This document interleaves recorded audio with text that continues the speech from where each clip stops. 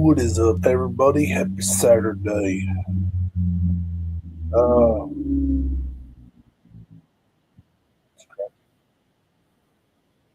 it's gonna be a crappy weekend. It's in the, I don't know, 50s or 60s or something. Yeah, it's 50 degrees out. 50. Feels like 46. Rainy. Drizzle. Drizzle. That's what they call it. Drizzle. Drizzle. Gonna rain more later tonight.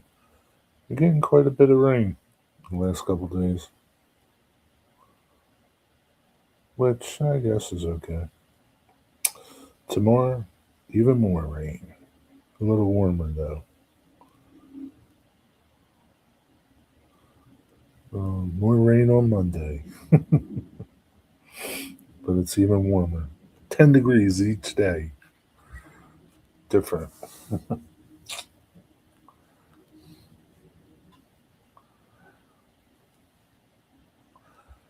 So I thought tonight, we would talk about weathering. Oh,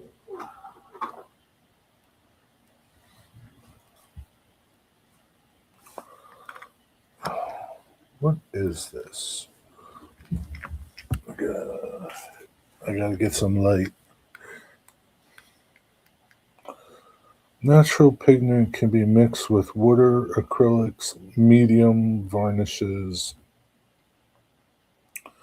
and diorama effects textures. Not suitable for children under 10 years old. Pigments, micro. Oh, that's in Spanish or something. Doesn't really say what they are, though. Earth and oxide.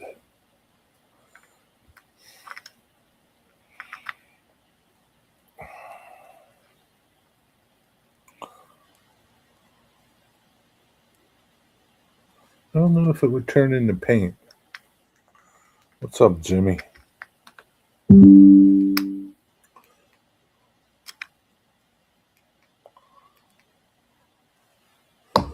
I don't know what that's about. What's going on, Jimmy? Made a lot of videos today.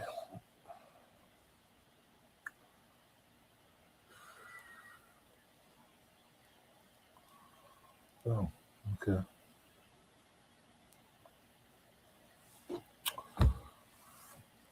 What's going on, Jimmy? What's going on? What's going on?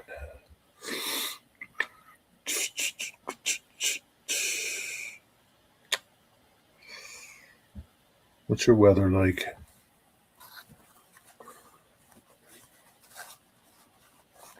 Yeah, man. I made soup today. I made lentil soup. That's what I did today. Made that starting this morning. Went out to Aldi's. I was there at 9 o'clock. It was nice. There wasn't many people there. They didn't have no thick cut bacon. I was a little ticked off. So I had to get scrapple. That's what I'll have. Scrapple tomorrow. Scrapple. Same old thing. 77 and sunny. That's nice. 77. Hey. One day it'll be 77 here. Not quite happy with the roof. I'll show you later. What have you been doing all day, Jimmy?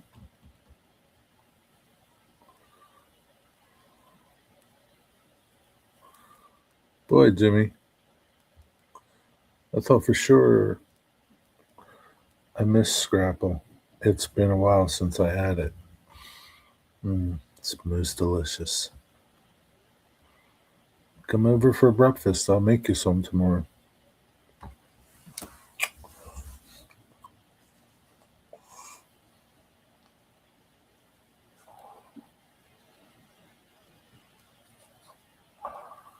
Some people like coat it in flour.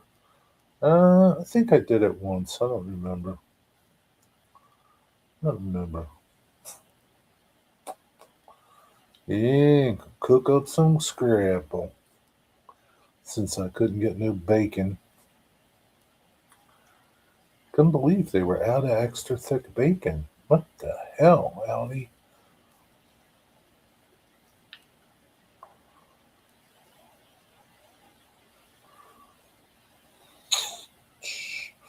PlayStation, pill organization, and salad.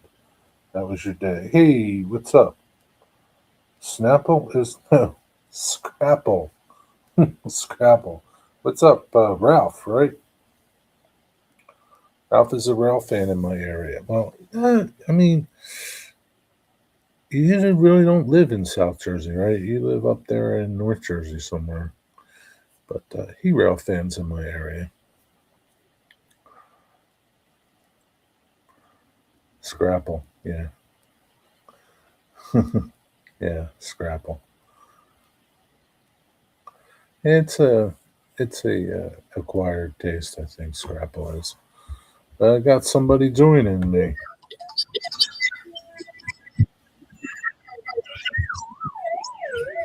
Major.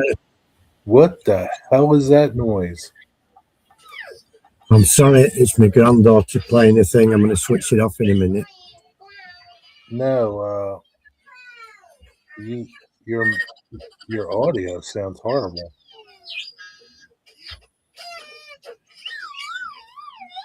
How come? Booger, you're gonna have to come back later. You're gonna have to come back later with all that noise you got going on over there. Let me know when she's done playing or done doing whatever. Just save the link. Oh man, maybe I can leave you there. Digger's stream is Digger's in the stream. I don't see him. I think he dropped out, but I gotta kick him from the stream. Digger, even if you want to prevent this person from rejoining, you can ban them instead. No, it's okay. Yeah. It's not a good day to Ralph fan, Ralph. It's not a good day.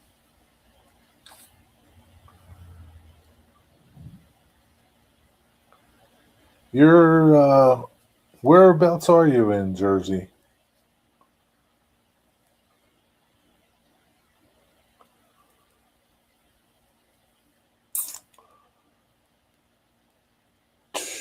Yeah, not much going on around here today. I heard them. They were doing some moving around down in Woodbury. I think they brought some cars up for South Jersey uh, and took some empties back from Paulsboro. Oh, you're near Atlantic City? Oh, I thought you were like up further. I don't know why. I looked at your profile and I thought it said somewhere. I don't know. Are you from someplace up north originally, and you live down by Atlantic City? Yeah, my friend Bill says he met you. He met you at the Absecon Bridge over there. One day he was shooting the Conrail unit, I think, and he said he met you. Um, yeah, I know where you're at then. Yeah, so you're not really far. You're not really far. There's some good rail fan. Well, I mean, other than NJT, does that South Jersey? How often do they run down there? How many customers do they have? We hang out. Yeah, yeah, yeah. That's what he was saying. He said he was at the Virgin and you came up and caught some heritage units. Yeah, now I mean the Conrail left, and I guess that NJT dot engine's still around. Wish the PRSL would come back. I really like that engine. Wish that would come back. Maybe one day. As needed in Pleasantville. Yeah. That's not much, is it? Although up here, man, they've been, I mean, they don't run far. Here they just, shuffle around in their little transload area, but they do a lot of work there. The other day they had like 3 cars to spot, 2 lumber loads and a refrigerator car. They've been pretty busy. I think they've been getting like a couple cars every couple days or once a week, or they got a lot of cars going down to SMS down there in Swedesboro. They've been taking a lot of cars down there. I'll probably go by tomorrow and see if they set anything aside for them today. I know I went by earlier and there's the empties. I think were the empties. I think the empties were on the interchange track. Can't remember, but they've been doing a lot of work up here. Surprisingly, I think probably more than in Pleasantville. I'd like to catch them down there in Pleasantville. Look who's back. Hello. Your audio is way loud. It's loud. Yeah, hold. I'll take care of it. Reduce your background noise. Take that off. Take that off. Go ahead and talk. Is that any better? Holy Christmas! Just hang on. What about now? Is that any better? Yeah, a little, you got to talk, but I think so. I've just switched mic. I've just switched the mic over. What mic were you using before? There's 2 on this laptop. One's the one that comes with Intel smart mic, and the other one, it just says communications mic, so I've just switched it to communications mic. Go back to the other mic. Okay, is that any better? It's just louder. I don't know what you got to say more than is that any better? Well, What you do today? testing 1 2 3. And what Still mic? too loud? I don't know. Switch to the other mic and do the same thing. So What are you talking about, Wigwag? okay, I'm back on the other mic. Testing. Do it. Wow. I don't know. Go back to the other one. Right. I don't know. What are you talking about, Wigwag? So Wigwag, Wigwag's got a new channel that he likes. I won't say what it is. Oh, but did we have them in the chat? Did we have the people in the chat whose channel it is? That would be weather. That would be weather talk, Wigwag. That would be weather talk. If we were Right. about rain and clouds and things, that would be weather talk. We are talking about weathering. Totally different, Wigwag. It's a little bizarre, huh? But you like bizarre, though, Digger. I mean, Wigwag. Just get me meds. Bizarre. Destroying. Bizarre is okay. Bizarre. There's a very fine line between bizarre and damn weird, isn't there? Oh.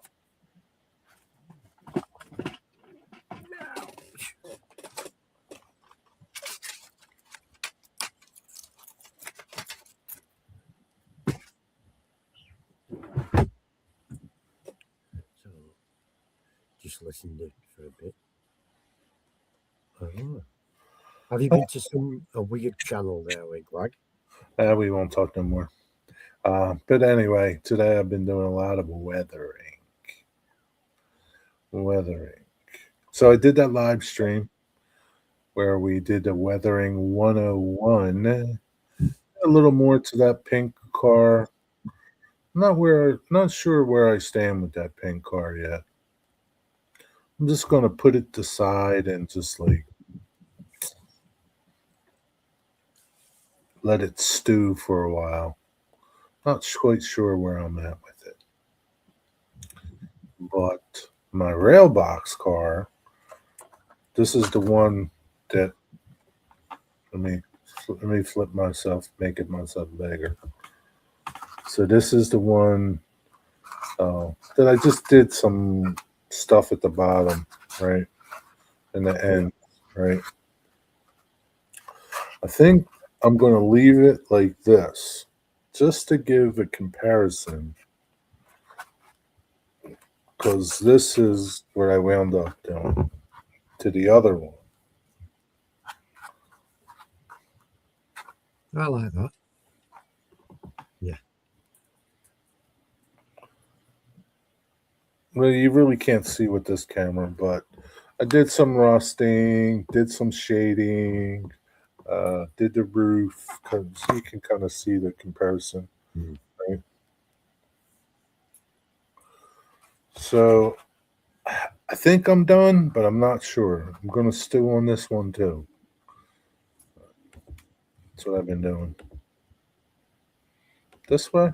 No, this way. Yeah, kind of happy with how it's turning out. Looks good. Yeah, it's not bad. Is that all acrylics, or have you used it enamel and acrylic? Both, yeah, enamels and acrylics. So I use some of that chipping, chocolate chipping.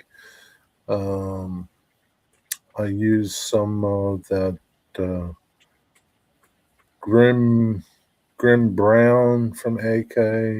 Not a lot of that. Mostly grim brown on the ladders and stuff. Um, I use some Vallejo washes up here. Did a Vallejo wash over the whole thing. Did pin wash. To me, a pin wash. Uh, and yeah, did some of my enamels. Yeah, that's what I've done with it so far. I think I'll leave it for now, just to say. Doc O'Brien chalks have an adhesive powder in them, which causes clumping. Was not a fan. Yeah, I'm not like I don't really. What do you think? I don't have pan pastels, but I I don't. I'm not. I don't know. What's your my thing with? When I first started weathering, Digger, you can chime in too. After I'm done. When I first started weathering, I was using a lot of powders, weathering powders. They're fast and, it gives you like a quick, gratifying feeling, right? But then I found other things, you know, um, that I like more because they just give you more of a real effect. Would that be fair to say? Yeah, yeah, they can, but I think powders have a place. Yeah, I don't know what their place is yet. Well, if you like, say the bottom of that wagon that you've just done, and that Yeah, rail car, you've just put the uh, grey along the bottom. yeah, Let's imagine in one or two tiny places you wanted to darken it right, for an oil spill, or maybe just where whatever for whatever reason you want it. You can get a small brush with the powders and put it on. Now, your acrylic, a matte, will hold the powder like no man's business, right, and you don't even need to do anything else to it. And so you can get the tiny amount of powder to change the tone in a very small area Right. to achieve what you want. I've just done the concrete harbour, Right. and I've run some acrylics down the expansion lines in the concrete. I've done all that type of thing, but I've just brought the edges into a different dimension just using powder. Yeah. So like I have these, right? I bought these, right? I like them. I like these. Um, I don't know. I mean, I guess the clumping, like if you use, I don't know, Wigwag, were you using like some type of medium, like a varnish or something with them that you got clumping from it? I don't know. Pan pastels, yeah, pan pastels are expensive. I mean, these weren't cheap. I think these were like $30 for a box. For these little bottles. There's quite a lot in here, a bunch of them. My question is this stuff, right? Weathering powder, right? And pigments, right? Are they totally different? No, Do you think they're the same? Because it's a powder, right? Is it the same as weathering powder? yes, that pigment will adhere to a surface just the same as a powder will. Apart from the pigment might be a bit of a richer colour to it, Right. and you could mix that down with an acrylic medium and make Right. a liquid Yeah. with it. So you can mix this into like an acrylic medium, like Yeah, acrylic varnish, and yeah, I have to make kind of like a paste, right? yeah. But I just didn't like what it looked like afterwards. You know? Mm, yeah. They sometimes change again once they've dried, you know, change the tone. I find the powders, and I used to use them a lot more than what I do now. But I find they're good for, like, say, a hole in the road. You want to do a hole in the road Right. where the tarmac's come away and what have you, and it's wearing down a little bits of rubble. Right. A powder or a pigment powder is really good for that because you can have a few different tones within the mix and you can make it look quite natural. Whereas paint, once you've put it on, Right. Yes. Yeah. you kind of stuck with that unless you want to enhance it with something else. And Yeah. with Like powder, you can mix.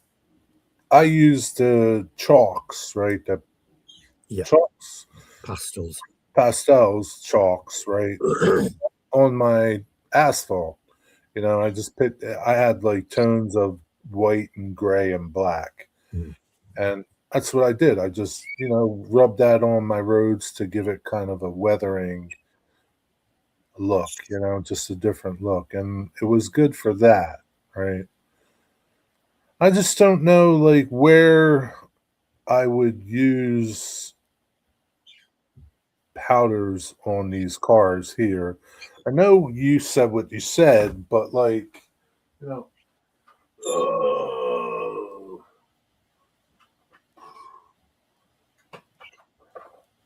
like this stuff here, right, yep. gives me the same, but it's got an enamel in it, right? There's like chunks in here, right? I'll like,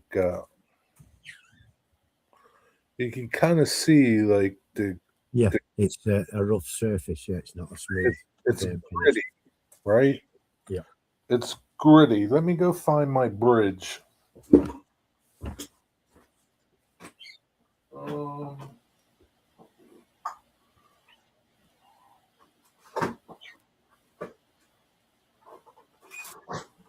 I don't know what I did with that bridge. That's true, wigwag. They're good for a subtle. I mean, you can use them for like a filter effect over the top of what you've done. a very light coating, a gentle filtering effect all over something. But I mean, they make enamel filters for that now.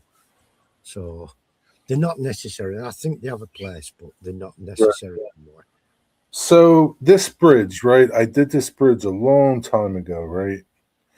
You can't see it because um, you try to get some better light on it and see if you can. You can kind of. No, you can't see it. You can't see it.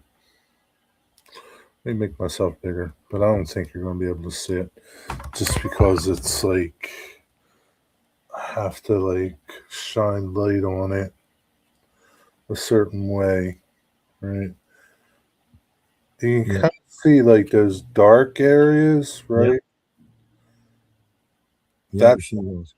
that's that product there, right? It kind of makes it look crusty, chunky. Yeah, So to me, maybe it's got that pigment in there, and that's what's making it look bubbled and like yeah. deep, like a lot of chunky, crusty rust. You It know, may have, it may have, but I find if you're using acrylics, it's really, really simple to create that effect off ordinary flat acrylic paint right? with your sponge. So it's an additive that's maybe not necessary. I was just saying you could use it like if you've done a paint job and you wanted to say you wanted to do like a, a rust tinge or a dust, it's been in a dusty environment. Right, You could use a faint application of powder with a really big soft brush all over the entire thing, over the acrylic, and it'd work like a filter. right, So it'd just be the weathering would be through that, and it'd be just act like a filter. But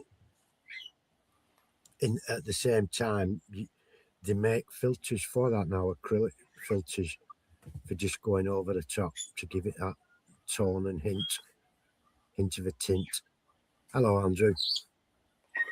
like you see this, like this is what's at the bottom, right? Yeah, Like it's got to be like shaken up because like it's got to really be stirred up yeah, because because of the sludge. all this sludge at the bottom, right? That gives it that chunky look that I Yeah, guess, and again, I tried using this pigment with some um uh matte medium varnish, yeah, I added that to it and it just didn't give me that chunky look, you know. yeah. Maybe you need to thin it Maybe I down. did. Maybe I didn't. No, I don't think if I thinned it down, it would have. I think it was too thin, kind of. There was Mm, maybe not enough pigment and too much varnish. You know, I don't know. I mean, but it's like something. It's like everything else. You gotta yeah. keep using it to learn how to use it. Thank you. There's one more. Thank you. What do you do? Ron's just brought me some garlic bread slices for a snack. Garlic bread slices. One way I use my powders is place on a piece of paper and blow it on the surface. Yeah, that's the other thing with powders. They're messy, man. They are. Um, like I say, I've used them on the harbour on the concrete bit, just to emphasise the edges and bring a different shade and tone, texture effect to the edges where dirt would gather, And I put three or four different shades of dirt, from browns down to greys and blacks. and I've just done that with powder. It's convenient. You're not getting your airbrush out for a tiny amount, and just doing a little bit. You just dip your brush in and go along, and then just blend it as far as it goes. Yeah, I don't know. I don't mess with powders enough anymore to really, get proficient with them. I guess I like I said, I find other things that I can Mm. do the same thing with that I like more. I don't, powders to me, Enough. I have enough powders to last me for yeah, a long life. powders to me are just like unless you put something into them to make them look chunky, they're just a flat color, just Mm. a flatness to them. They're Just a tone, yeah. just dusty, you know. Yeah, just a tone, that's all they are. Yeah, and is it good? Again, I can do the same thing with my airbrush. I can dusty things up with my airbrush. So, like, that's one of the reasons why I don't like powders anymore, is because they're just messy to work with. You know what I haven't messed with anymore? Are these. I haven't messed with these anymore. And these, like, when you wet them, they get chunky Yeah. and put them on something. I should mess around with them on this car, on that thing. But yeah, there's so much stuff out there to weather stuff with, right? Mm. I made a video on Tamiya panel liner, how to clean it up if you get a mess, if you get it messy. But there's just so much stuff out there to do weathering with that you know you just got to keep using it, right? And you got to learn to get better with it. Again, I'm sure powders have their place. I don't know their place for me. I mean, yeah, I've got tons of products. Really, I've got inks, I've got the enamel washes, I've got liquid pigments, I've got liquid acrylic washes. Uh, I've got those are the new propelling pencils. I've got powders. Don't I've forget got the in filters. the pens and all sorts acrylic pencil. Acrylic pens, and I've got the gouache as well. Don't forget the what do you call it? Uh, filters you got too. You got Yeah, and the filters. filters. There's Some absolutely an absolute ton of stuff, and I suppose each one has its own little job and what you get used to. But yeah, it's rare I use powders now, other than for tiny enhancements on things where I just want to change a tiny area or add a bit of tone. But yeah, there's no texture to it unless you put it over something. I've right. got this paste that's got a sand in it. Now it's a neutral white, and you can put this on, and it's a very fine grit in there. So you could put it on in little dots and dashes, or you could put it on an edge. All right. And once it's set and dried, then you can paint it. Now you could use powders to do that with, or you could use an acrylic or an enamel. It doesn't matter which once it's dried. Who makes that stuff? Top of my head, I'm not sure. I could have a look. It's not. It's not one of the well-known companies. It's Where's not your like AK or anything. yeah. Yeah, let me know what it is. What's up, Andrew? What are you doing? We're talking weathering. You got anything to add? Yeah, but powder, like, that's the thing. Those pan pastels, they're like $50, Hmm. right? $50 for those things. I mean, you can get all these AKs and Vallejos for that same amount of money.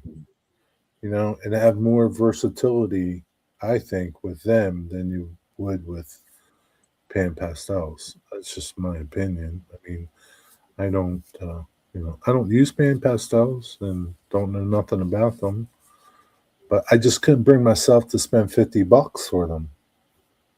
And that Yes, was, it's a lot of money. I wouldn't spend that. and that was like 5, 6, 7 years ago. Pan pastels. How much are they now? Um, I know that they come in like a 5 pack or something. They can be expensive, yeah. Yeah, like one of those little containers is like $10. There's like 5 of them in a pack or something. I don't know. Yeah, I just couldn't bring myself to spending that kind of money. No, I wouldn't spend that. I'm sure they're fine, They're probably,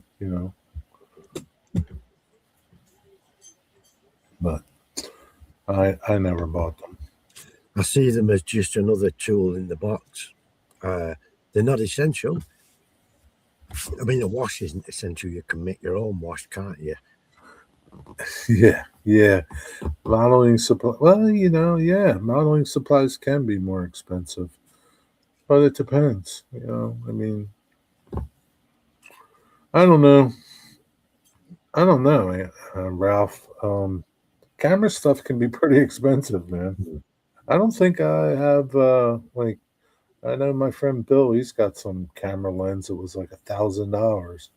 I don't think I have $1,000 tied up into my into all my modeling supplies and things. Maybe I do. I don't know. I guess it depends. If you uh, probably close to it, I guess. If you include my airbrushes and all that other stuff. But yeah, it's not cheap. Nothing's cheap, man. Geez, I spent $90 today at Aldi's, and I don't think I got much stuff. Got some chicken, some ground meat, and sausage. A good bit of stuff, but nothing's cheap anymore.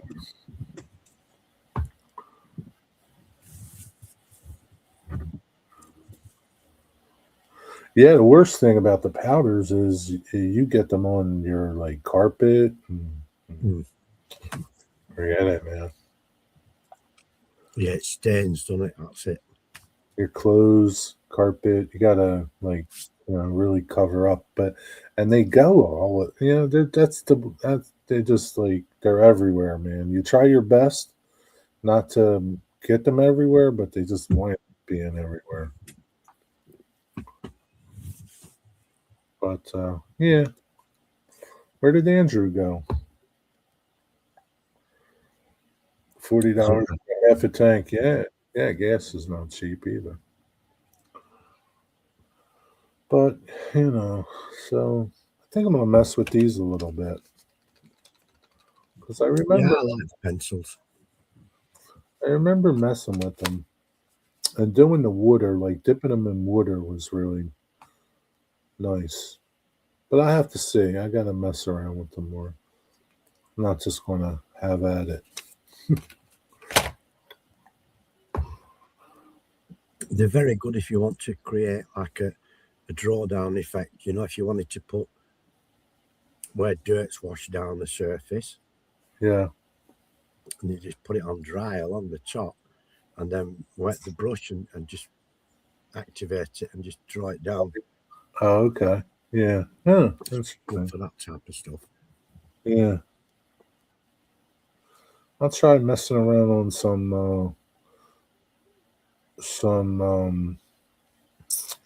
plastic, like styrene or something, and mess around with them that way.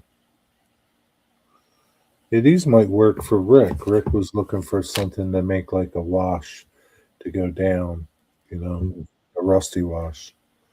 These might work Perfect. for him, you know. Yeah, I mean these are cheap. I mean I think $13 I spent for these, $9, $10, something Yeah, like that. I like them. I think they're versatile, and you can use them for a few different situations. They're clean, they're Mm. clean to use, um, and I mean there's a lot there, you know. You don't have to worry about them going bad, you know. It's just a pencil. Yeah, it's not going to go off. Yeah, no. I mean, yeah, I mean it's they work pretty good. I mean, with the powders, I've made my own powders. With the box, I get a box of those chalk pastel things, the square ones, as long as they're not oil based, and just scrape your knife along. Get some fine powder off, Right. and I mix my greys with that type of thing when I've used them for that. But I have to say, I use the paint like the airbrush is for me the best Yeah, method of doing stuff like that and weathering yeah. and sponge. Like that's the pencil. But yeah, I mean the more you use it, the better you're gonna get at whatever you Mm. use. All right. There's no, you know, cut and dry way of doing things. Everybody's got their own way of doing Yeah, things. like I say, if you wanted to dirt along the edge of something where the dirt gathers, you can just run the dry pencil along ever so lightly, Right. and then introduce the water and just wash it into the crevices, and it works perfectly for that because you can you can add more water. It doesn't leave a residue or anything like that. And if you put too much water on, spread it too far, it's dead easy to clean up and knock it back again. Yeah. You should go over to the Model Railroad Club in Richwood over there on Route 40. They have an open house. There's a list to it. The Patcon Valley Railroad, Model Railroad Club. Let me get a link to them. Patcon Valley Model Railroad Club. Here's their Facebook. You might know it already, but they got a nice club there. Yeah, model railroading's fun. I mean, I like it. I mean, I like the building and the weathering and all that stuff. Mm. Me too. My favourite part is doing the weathering and the detailing. Yeah, I mean, running stuff is fun, I guess, but I'm not like. What's up, Montana Northern? How you doing? We're talking weathering. What's your favorite way to weather? Montana. Tell us your favorite way to weather things. Um, yeah, I'm more into like doing that weathering and detail work, building stuff, scratch building, um, than I am into running them.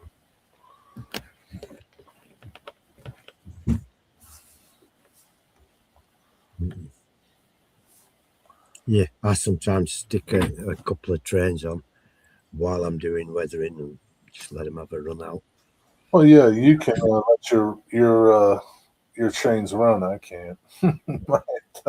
Yeah, yeah, mine's a tail chaser in it, a roundy roundy. Yeah, I mean, I can turn them on and just let them sit there and idle, which is fine. But yeah, I'm just yeah, it is about it. It is artistry kind of to a point. I guess that, but there's all different levels. You don't have to get into that degree, right? Hmm. You So, could Montana, how do you use your powders? Your airbrush. baking powder? Yeah. How do you? We were talking about powders. I'm not a big fan of powders anymore. How do you use your powders? Yeah, I just don't. I don't know. When I first started weathering, I used to use powders, I really don't. I don't know. I just found other ways to do things that I did with powders. I guess. I don't know. I don't know.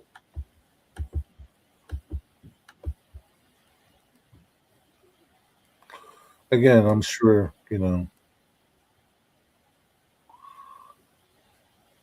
Like I understand what you're saying, Digger, when you say put it at the bottom, or you can pinpoint things.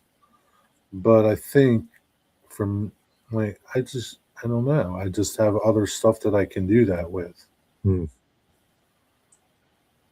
Now I see, Yeah, there is. Those pencils, for one. I Are see your point about, when you're doing like your concrete and your roads where you can get shades from the powders that you can't with paint, you know? Like you can't do things in that situation if you wanted to, you know, change the tone of a crack or a I don't know. I don't yeah. Use Bragdons. I bought a set of 10 years ago. Still have half. I brush them on with the soft brushes. But what are you using them for? Are you using them to shade things? Are you using them to rust things?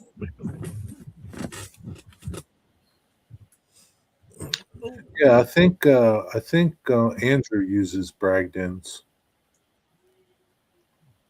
What are these ones I have? Like I bought these like a long time ago. Hmm. Doc O'Brien. Now, Whitlock said those have got some sort of an adhesive mixed in with the powder to help them adhere to the surface, and that's what he thought was doing the clumping. Well, I don't. Again, I don't. These were 1756 is what I paid for these, and that's to me that was a lot better than spending $50 on pan Oh pencil, yeah, right? definitely. Um, I mean, they're powdery. I don't. Again, I never used a liquid on them to kind of give them the opportunity to clump up. I don't know. Rust mostly. Have you ever tried like enamels or anything else to do rusting? Like rusting, like I guess it would be. I don't know. It'd be nice to see some of it. If I gave you a link, you want to come up here and show us what you're doing, what you do with them? Show us what it looks like. Yeah, that'd be good.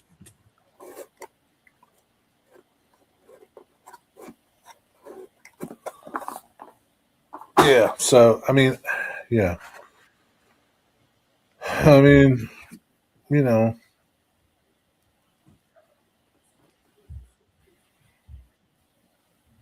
yeah. I mean, I just found other things. Like you know, my acrylics and enamels to do rusting.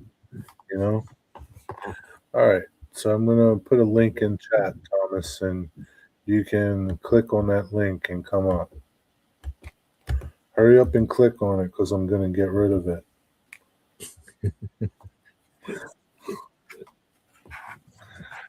Yeah, if you click on that link, anybody else, it doesn't mean you're getting on here. Okay.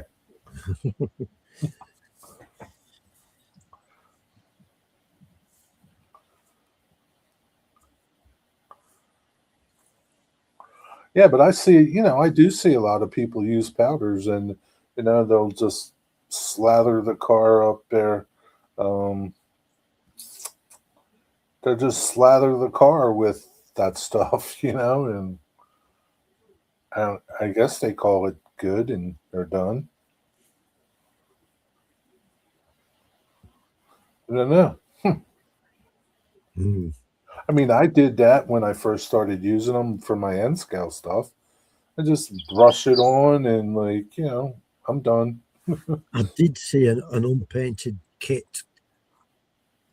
They built it and they did the entire thing with powders, just oh, heavy powders everywhere. Uh, I didn't think it looked good at all.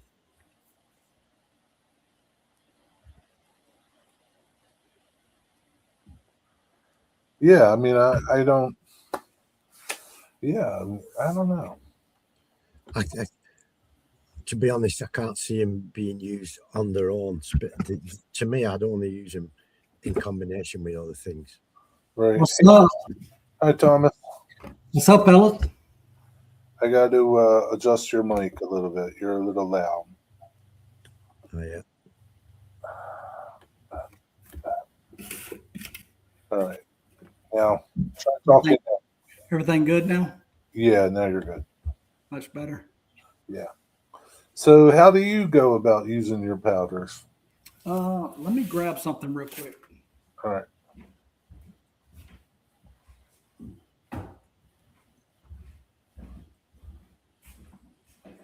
Okay. You see that? Yeah. Let me make you bigger. Yeah, I think like for that sort of a thing, yeah, they're perfect for that, right? Mhm. Yeah. So I just airbrush all the colors, Right. like the rust color. Right. And then I go in with a brush with my powders and just kind of highlight darker spots. Okay. Yeah, perfect for that. Perfect. So, yeah. So that's after the paint dries? Yes. Okay. Yeah, because if you don't, the powders get really clumpy if they get wet.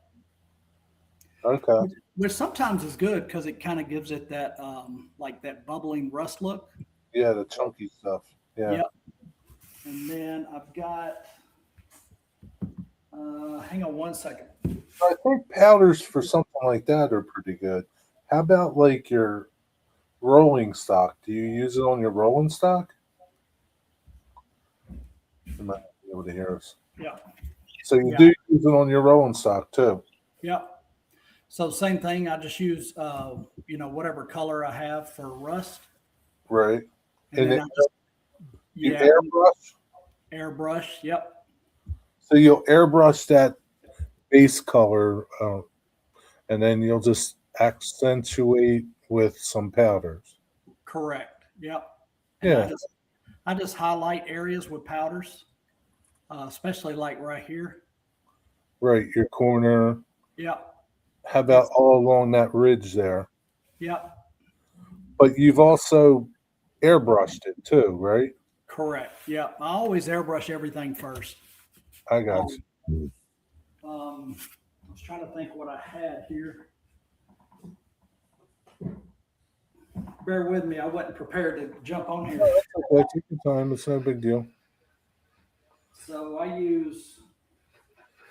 Wigwag's missing this. Yeah. So Yeah, these are the two airbrush colors. Yeah. Yeah.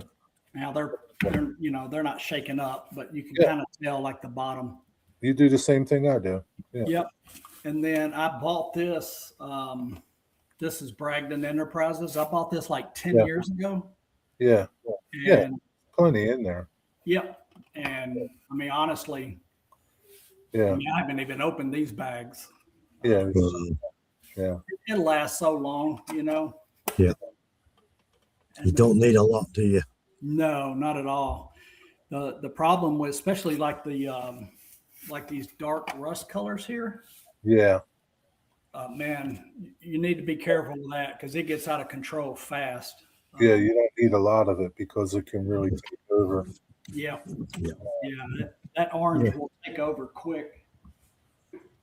So what are your paints that you dilute down? What are they?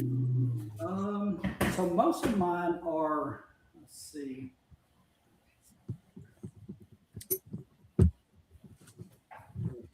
I use mostly Vallejo.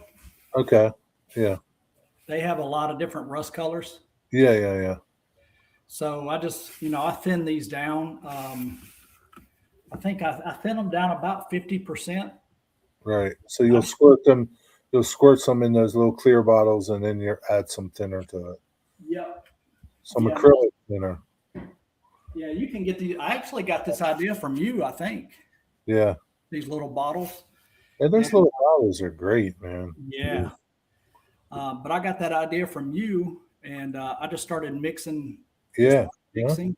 And I mean, this right here will last me probably my lifetime. Yeah. It'll last you a long time. I mean, I suppose, I mean, I did the same thing, and I weathered my track with that method. It's just like it's such a great way to get a lot from your paint. Yeah. A lot of I don't. There's nothing wrong with using craft paints and yada yada yada, but you can get a lot from those little bottles if you thin it, right? Like you said, for you, you got enough paint there to last you a long time. Yeah. I don't know if I'll ever use all of that. And one thing that I tell people, like on these orange colors, um, just be careful with these because airbrushing with these dark colors like this, Yeah, and it can get out of control and it'll look really fake. yeah, yeah. Just thinning them down really good and using like low air pressure is what I found to be the best. 100%, man. Yeah, yeah. Because they're so thin already. If you use a higher pressure, I know Boomer likes to shoot at a higher pressure, but I'm not that can. I don't have that much control yet that I can do that. So for me, if I shoot it at a low pressure, it doesn't get like explode on me. Yeah, I agree. Because I haven't. I mean, Boomer was on. He's building sets for Star Wars. Yeah. So I don't he's have. yeah. I'm not that creative, but Yeah. and plus everybody's airbrush is different. So, Yeah. Yeah. And that's what I say. Like, people will say, well, what pressure are you shooting at? Well, I don't know. I don't really look. I just, okay. adjust it until it looks right. And I always test it on something. So I don't know. And like just because my gauge says 20 doesn't mean it's actually 20. Right.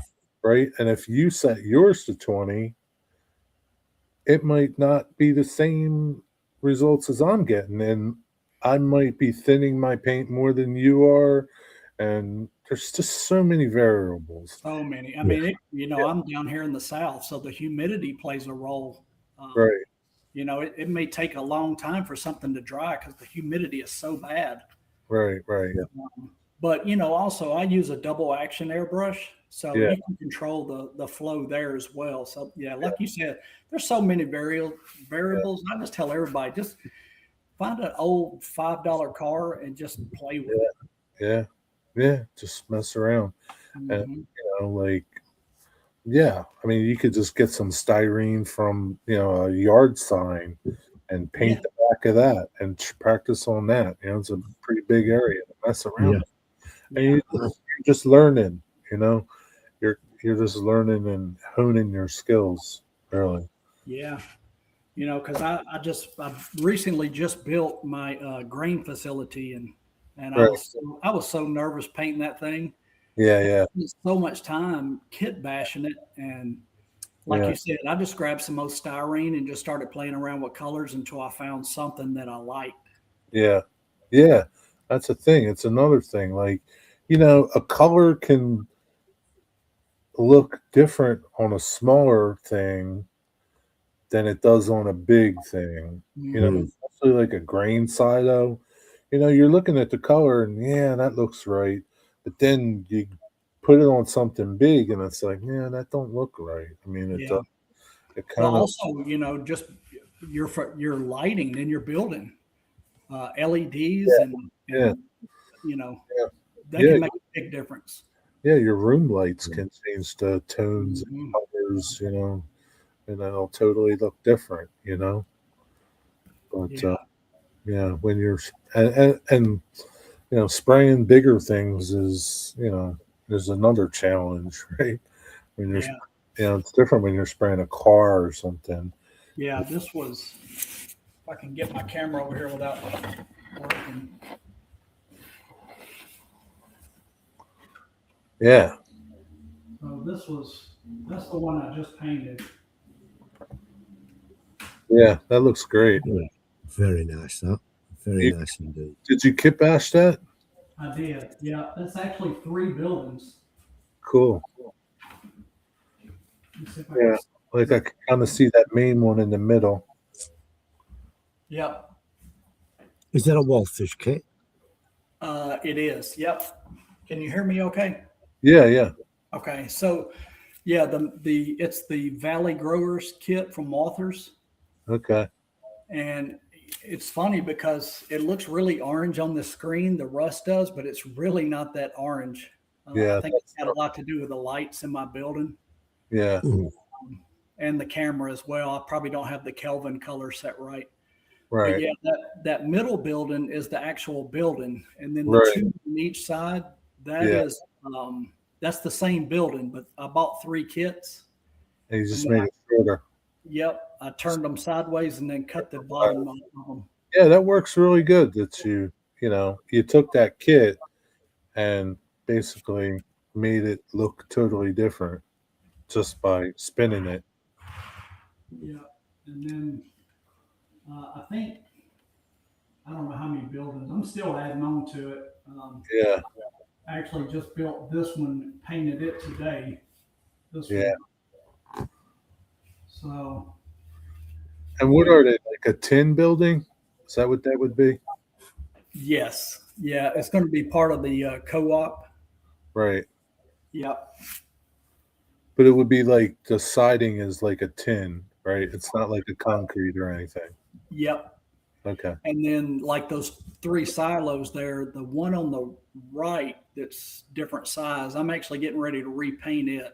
Right. That was what it looks like originally, all 3 of them. But the 2 Yeah. on the left, that's the new paint that Right. I'm That's that a I'm good. trying because it just gives it a little bit better faded metal look. Yeah. Mm. Yeah. And I don't like the dark rust color. Yeah. Yeah. So That's the beauty of it all. You can just change it quick. Uh, yep. it's not hard to change it. Yeah, that's like you were talking about. There's so many variables though. Yeah. Different paints and different lighting and Yeah. Yeah, there's a lot of things come into play in there. yep. Yeah. But It, that it's whole the best screen's part of look the cool. hobby. What's that? It's the best part of the hobby. Yeah. Mm, 100%. definitely. Yep, the weathering. Yeah. Yeah. I love it. Yeah. Yeah, I love it. I mean, I like it. I guess you gotta like it. You can't be intimidated by it. Yeah, And it is intimidating, right? Until you get going with it, Yeah, and can be. you just got to keep doing it. You got to keep going. yeah, You can't, uh, you can't just say, "Oh, I suck at it and I'm done." You have to like just persevere and know that you're going to get better, and you yeah. know, I mean, like those silos, I've painted them 3 times already. I yeah, mean, if you mess up, you mess up. Just paint them again. yeah. You Yeah. just do them again. Like I mean, there was I have a transload area that's concrete on my layout, and it's 3 different sections, and 2 of them were fine. They came out great. The one section I had to redo like 3 times, and it was painful to because I sanded it down and started kind of over, and it is painful to change things. Yeah, But I mean, it's just part of it, right? It's just sometimes things, even though you've done that same process, right, a bunch of times, every time it could turn out different. For me, it can, Mm. yeah. you know? If you're not, to me, if you're not redoing things and you're not learning, Right. And Yeah. every technique that I do, I want to try it on something else. So I'll redo buildings all the time. Right. Yeah, because like you're constantly learning, right? Like you Mhm. said, and it's it's just you're never even when you think you nailed it, right? You're going to get better, and that one thing or building or whatever you nailed like last year is going to be different a year later, right? Yeah. Your your outcome, right? Because hopefully in that year you've You've learned other improved. Yeah. things to do and you're improving, you know. So maybe you might want to redo it. And maybe you might not, you know, maybe you did nail it, you I'm know. horrified when I look at some of the early stuff I did 5 or 7, 8 years ago. Right. When I look at it now, I think, oh my God, what were I thinking? Well, but I think that's good to keep some of that stuff around because it reminds you where you started and where you are. Yeah. Right? Mm. To me, it's like I think it's good to keep that stuff around. It's just, you know, this is how I progressed, you know, and it lets, Keep yeah, a picture of it at yeah. least and put it right. I Keep a mean, picture of the original. yeah, a picture, or even if you kept something of it, you know, Yeah. maybe change a building or something, just something that, you know, you've gotten better. And like, when it comes to train, um, one thing I've learned is, you know, and we all know we are our own worst critics, right? Somebody might see something that you did last year, you hate it, but they love it. Yeah. And so, like, it's like, you know, Yeah. I tell everybody like the two best things that's helped me in the hobby is one, I watch a lot of YouTube videos. I love watching other people do things. yeah, And, 100, yeah, you know, and then two is finding somebody in the hobby that you can have as a honest friend, like yeah, somebody that will give you critique. Uh, yeah, you know, yeah. Those are hard to find, man. it is because nobody wants to tell anybody that their stuff is bad. But you know, No, yeah. I when mean, I do stuff, I'll send it to 2 or 3 people and like, hey, give me your honest opinion on this, and they'll yeah, come back and say that it's too orange or too much rust or something like that, and yeah, But the problem is when you ask for criticism, be prepared for it because a lot of people want to hear it, but then when they actually somebody tells them, they get offended. yeah. So you definitely got to have an open mind. But having those friends, I think, that can be Mm. honest and give But you feedback. yeah, It's invaluable. I Invaluable is that. yeah, I think those people that you pick to share things like that with need to be like above your level, Absolutely. right? They can't be below your level or at your level Yeah. in in modeling. They have to be above it because those people, I mean, I don't know many people that would really tell you the truth. Probably the only guy that I know would say something has passed away, and it's Ralph Renzetti. I don't know if you know Ralph Renzetti, Heard the name, but I don't know him. but like he was a weatherer, and he would tell you, you know, he would be brutally honest with you. You know, I don't know many people that would would do that. You know, Yeah, it's tough. I'm fortunate I have 2 people that that's good. I send stuff to. Yeah, I always want to hear it, but yeah. And again, it's just, it's their opinion, and you know, it's not written in stone. It's not you take it with a grain of salt. You know, you trust their opinion, and at the same time, hopefully, you trust your own. And maybe it works, maybe it doesn't work. What they tell you to do, and just go from there. It's all just input, and you take it or leave it. Right? yeah, Mm. yeah, I agree. Yeah, that and having like prototype photos. They You know, help the really, best. Yeah. I have so many photos on my computer of grain bins Yeah. Yeah. to match the colors. Yeah. Problem is, like grain bins in Illinois look different from grain bins in Montana. Right. Because the salt and the snow just, they Yeah. do. Different things. Yeah. Yeah. Yeah. So Real definitely crazy. trying to find stuff in your area would help. Or yeah, or where you're modeling, Yeah. or just I mean, you just need some type of reference, right? Whatever it is. I mean, you know, because nobody is. I mean, you might find somebody and say, that would never be weathered like that if you're modeling Mississippi, you know. Uh, but finding somebody like that is going to be pretty picky. Yeah.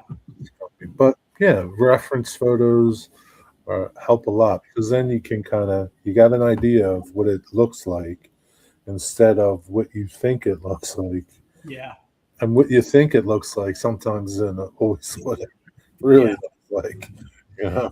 Yeah. Another thing that I tell a lot of people is like when you're weathering something, weather the first like base coat and Yeah. then let it sit and come back and look at it later with fresh eyes. Yeah. Yeah. Because you'd be shocked at how much it changes just from the drying process. You Yeah. know? Yeah. Yeah. I've been doing little short videos, live streams. I got a car that I've been weathering, and I did something to it the last time I did the segment that I was doing, and I kind of let it sit, and I kind of looking at it every day, and it's kind of like, man, I just don't like it. I need to change something in it, and I did that today. And so yeah, like you can't don't just try to finish it in a day. Yeah. Let it sit in and live with it a little bit. Look at it. And, if you're happy with it after a week, or you think you want to change it. And, Mm. yeah, yeah. I mean, same thing with photography, right? Ralph Ralph says it's his approach for editing pictures. Yeah. Like you think it looks good the first time, right? And then you start changing things and you're trying to remember what it looked like actually when you took the photo. Yeah. And to me that's what I'm trying to capture when I shoot pictures. There's a lot of people out there that change everything. They'll Photoshop out something they don't like and add something that they want, and it's just totally. And there's nothing wrong with it. It's what you do, right? They're just altering the image and the scene that they saw to fit their, I don't know, their story, Mm. right? Yeah. When really, that's fine, but I'm trying to capture that instant, Realism, yeah. and I don't want to change the story.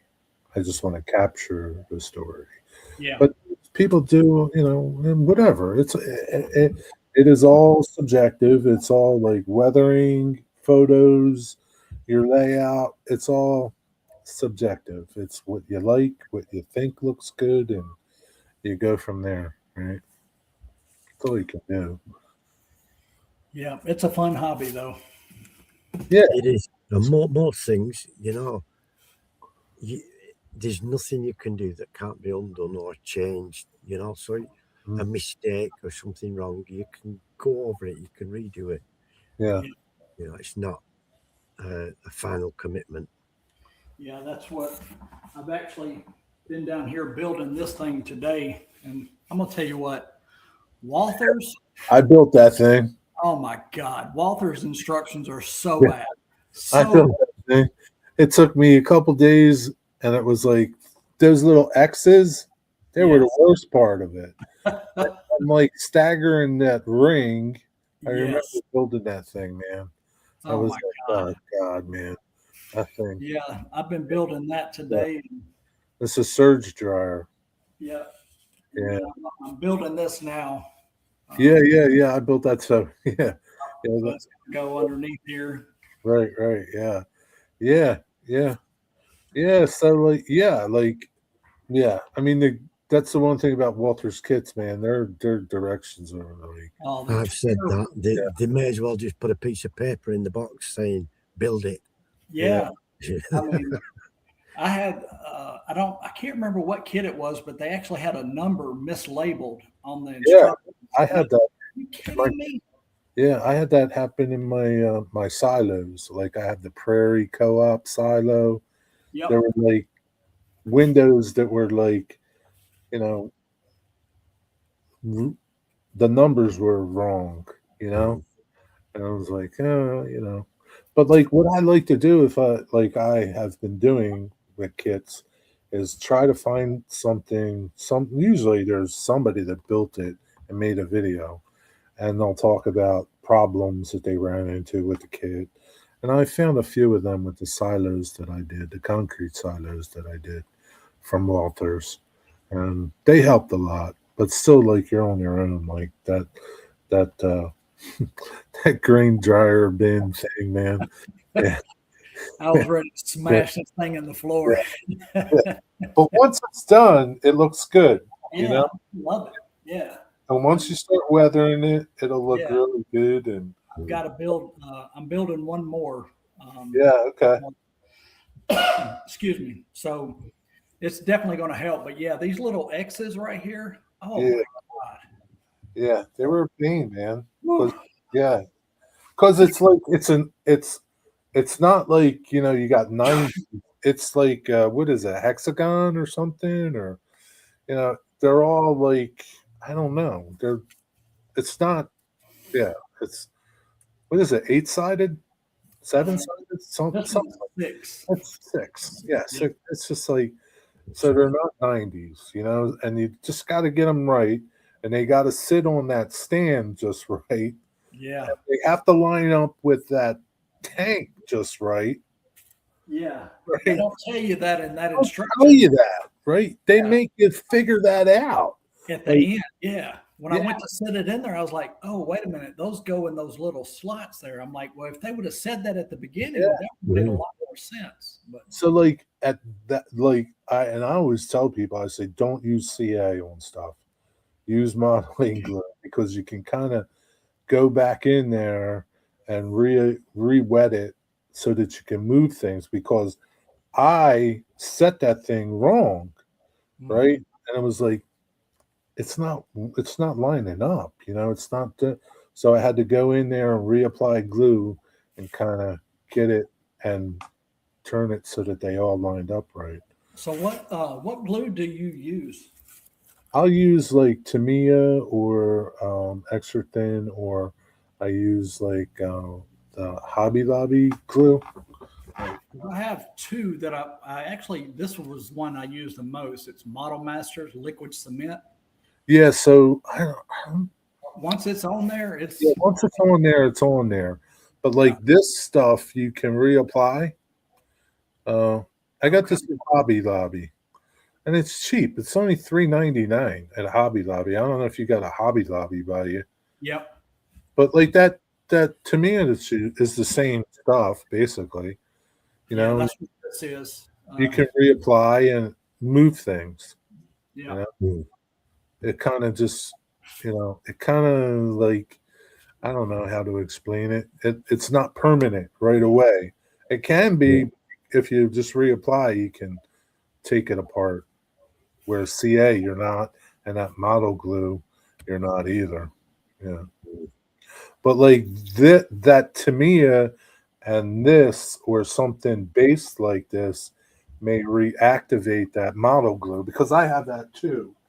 Like the Model Master glue, right? Yep. Yeah, same thing. I like them all. I mean, it all has their place, Yeah. But yeah, yeah, I remember that kit. That kit was, I gotta say, that was probably the hardest kit I put together for the size of it, right? Yeah. Yeah. It's It's it's probably the small. second hardest one that I've put together. Let me grab the first one. They are good kits. They make good kits, but yeah, the instructions leave a lot to be desired. Yeah, for sure. I do like the kits. I do like them. So this kit right here, I've started putting together. So it's And basically kind of like that little kit, but just bigger, right? yep, but the base down here that has these little X's. Yeah, Oh my God. Yeah, yeah, the instructions are terrible. And I started putting it together. And I was trying to figure out where it was, but I realized I've got it wrong. So I've got to figure out how to take it back apart. yeah. Try And try reapplying. Like you got to do it in sections. You're obviously not going to be able to do it. Try using if you use that Model Masters, the black stuff. Try putting some of your Tamiya on it to see if it'll yeah, loosen it up. Yeah, that's horrible, man. Wow. Yeah, it's so bad. yeah, It's the instructions are terrible. yeah. I But wonder if you made a how-to video as you're building it. That'd be very popular, wouldn't it? Yeah. Because And I didn't even think about what Jerry said is trying to yeah, find a video of somebody that's built it would probably have helped a lot. yeah, yeah. Like I used to do that with the tank kits that I would build. Not that I built a lot of them, but they're Walters definitely could do with that, couldn't they? military kits are like horrible, man. Yeah. It's like Walter's kits 10 times. There's so many fiddly parts. But yeah, yeah, you'll figure it out. Yeah. Yeah. Eventually, when I decide to get back on it right now, I'm just so mad at it. I was like, all right, I'm putting that in a box. I'll see that next year. Yeah, yeah, you'll get back to it. It's all good. You model Montana, right? Yes. Do you have an error, like a What's time, like a 1990. 1990 is your time? Yeah. Yeah. And it was, I don't really know why I chose that time.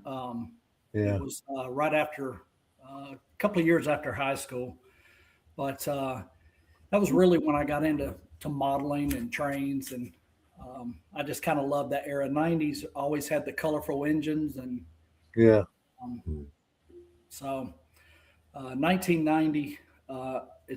I say it's like October 1990, Montana. yeah. And So what would the railroad be? Montana Rail Link? yes, but mine is freelanced. Okay. So uh, mine's called the Montana Northern. Yeah, yeah, they're green and white. Yeah. Yeah, yeah. So And that's my like you did all that. You painted them and redecaled them, yes. These were this was a former Montana Rail Link engine. right? So it was blue. Yep. Yeah, yeah. It looks That's a great. nice livery. Yeah. So where did you get your decals? From where did I get them from? Highball Graphics. Highball Graphics, Hmm. and he did them for you. Yep. So basically, what I did was I took the bear on my photo is an actual bear that I photographed because I'm into wildlife photography. Right, right, Oh, So the bear is from a actual bear that I photograph a lot when I go to Montana. I know the area that she hangs out in, right. so I kind of wanted to incorporate that in my logo. That's cool. Yeah, So I kind of came up with a paint scheme and halfway drew it out, and then I went to there's a website called Fiverr, Fiverr, Fiverr. and and it's basically you go there and it's Hmm. I don't know how to describe it. It's a bunch of artists, Okay. and they'll take your drawings and make them into actual files. And I mean, I think I paid somebody. I mean, you can bid on what you want to pay. Some people have set prices, and Yeah. I think I paid like $20 for them to take my drawing and make me actual files. So it's not expensive at all, but they give you high quality digital files that you can use. So I took those and gave them to Highball Graphics and told him what I wanted. And yeah, he printed them out, sent me a proof. I approved them, and then he sent me sheets. And then That's anytime, cool. like a sheet of decals, they're like $40 for a whole sheet. Yeah, So that's pretty neat. So, yeah, like, you get these people on there that are artists and, they're good with computers. I put a yeah. link to Fiverr. Uh, that's pretty neat. I never heard of it. So, like, was your drawing that you did, so you gave him a photo of the bear, right? Basically. Mhm. Yep. And then you had like your fonts and your Montana Northern how you wanted it, and they Mhm. turned that into a usable file for you. Yep. Yep. They made the bear into a silhouette, and I just kind of walked them through it. And yeah, they'll send you proofs. If you don't like them, you can add you can have changes. Right. Once that you finally get what you want, you approve them, and like I said, you send the money through. It's like I said, I think mine was like $20. That's not Oh, bad. wow. I mean, No, like not at Yeah. all. if you're not proficient with a computer or Yeah, things that go hand in hand with doing that, yeah, it, it's a nice way to get somebody to do it for you and pay them because people are people one thing people are generous and helping other people in this hobby. I'll do it for you type of a thing. But then it's like, it's like, do you kind of feel like you're kind of relying on them to take your what's up here, put it into something? And like, for me, it's like, I feel bad saying, no, I don't like it. Mm. yeah, Especially if you've worked on it. You Yeah. know, you yeah. didn't, Oh, you oh, didn't do yeah. a good enough job, or, you're taking too long, or, it's like, it's just easier to say, how much do I owe you for it? It's Yeah. like, Yeah, and and that's why I like using Fiverr because you yeah, don't know these people. yeah, I right, will tell you most of them are from India, right, so you message them and it'll be midnight or you hear right, back from them. But right, right. it was I've used it probably 10 times on different projects. Really? Oh yeah, I love it.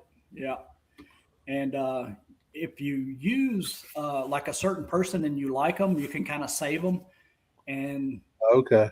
yep, and they'll just continue doing work for you, and they know what you're looking for. Dave Todd, what's up? And then once you get the files back, um, you can put them in Paint, MS Paint, or Photoshop, or whatever you use, and you can play with colors until you figure out the paint scheme that you like. And Right. that's kind of what I did. So, like, did they size it for you for your scale, or no? You did the, No, so the what decal they guy. do is they just send you you tell them about the size that you want. Right. And then once I had the files, I sent them to Highball, and then he Right. asked me, "What type of engines are you going to put these on?" And he sizes them for you. Gotcha. Gotcha. Where's Yeah, Highball from? I'm not sure where he's at. Okay. I'm Highball. not sure. You were happy with the decals that you got from them? Loved them. Yeah, they're really good. Yeah, Yeah. I would show you, but I actually sent them off to somebody. They're going to do some box cars for me. So, Cool. yeah, I've got. So how come you didn't do the box cars? Because I wasn't ready to tackle that yet, and I didn't want to start destroying my decals. I actually did some. This is my Wood chip car. yep. Yeah, that's a So cool car. yeah, Who so made, that's the decals that he did. who made that car? This is a Walthers. It was a former NS. Oh yeah, okay. So you patched it out. Yeah, Yeah. I but like that colour. I like that green very much. like you did your locomotives, right? No, no, no, no. Who painted your locomotives? A guy named he's up by. Okay. Okay, so you had somebody do them. Yeah, yeah. I sent the decals to a guy. His name is Matt Aranson, I think. SC Okay. Prototypes. Okay. He lives up in Pennsylvania somewhere. Okay. But So yeah, he I let I didn't want to tackle my engines yet. I got you. Okay. I thought you did them. Mm-mm. Yeah. No, the only thing I've done is the wood chip car and my snowplow. That wood chip card looks good.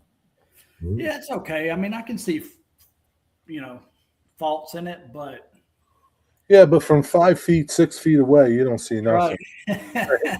That's what I tell everybody. If you back up far enough, it looks fantastic. Yeah. And then, I mean, you can always just weather them away, Right. Yeah. You know, I don't think, I think you're ready to tackle your own cars. Yeah. No, I'm not. Well, yeah. I mean, I don't, yeah, I think, It's Yeah. like Jerry Eventually, said, we are all the worst critics, aren't we? yeah, you are. I mean, no doubt about it. I mean, what's up, Rick? I figured painting buildings first would be easier than trying to tackle engines and box cars. So Andrew used Matt to do a caboose for him. Okay. He knows who you're talking about. What's up, Cosmo? What's the weather there? What's the weather where? Oh, what state do you live in? You live in Illinois? Me? Illinois? Yeah. No, I'm in Nashville, Tennessee. Oh, that's right, Tennessee. Ooh. Tennessee. Yeah. We're going through a wet season now. I don't need probably 2 or 3 inches of rain in the past 6-7 days. So what do you do for your backdrops? Say that again. Your backdrops. What did you do for your backdrops? I found a company called backdropsonly.com, Right. and they're actually, the mountains are from Colorado, but who knows but me. You haven't tried to take your photographs and turn them into backdrops? No, I'm going to on the next section, Yeah. but I wasn't ready to tackle that either. Yeah, so there was a fellow, I don't know if you know Bob PKNW, but I think he did that with something that he was doing, like a building he was doing. He scratch built a building, and I think he went to like Staples or something and had them photograph. He took a photograph and had them turn it into something that he could apply to the building or something. Mm-hmm.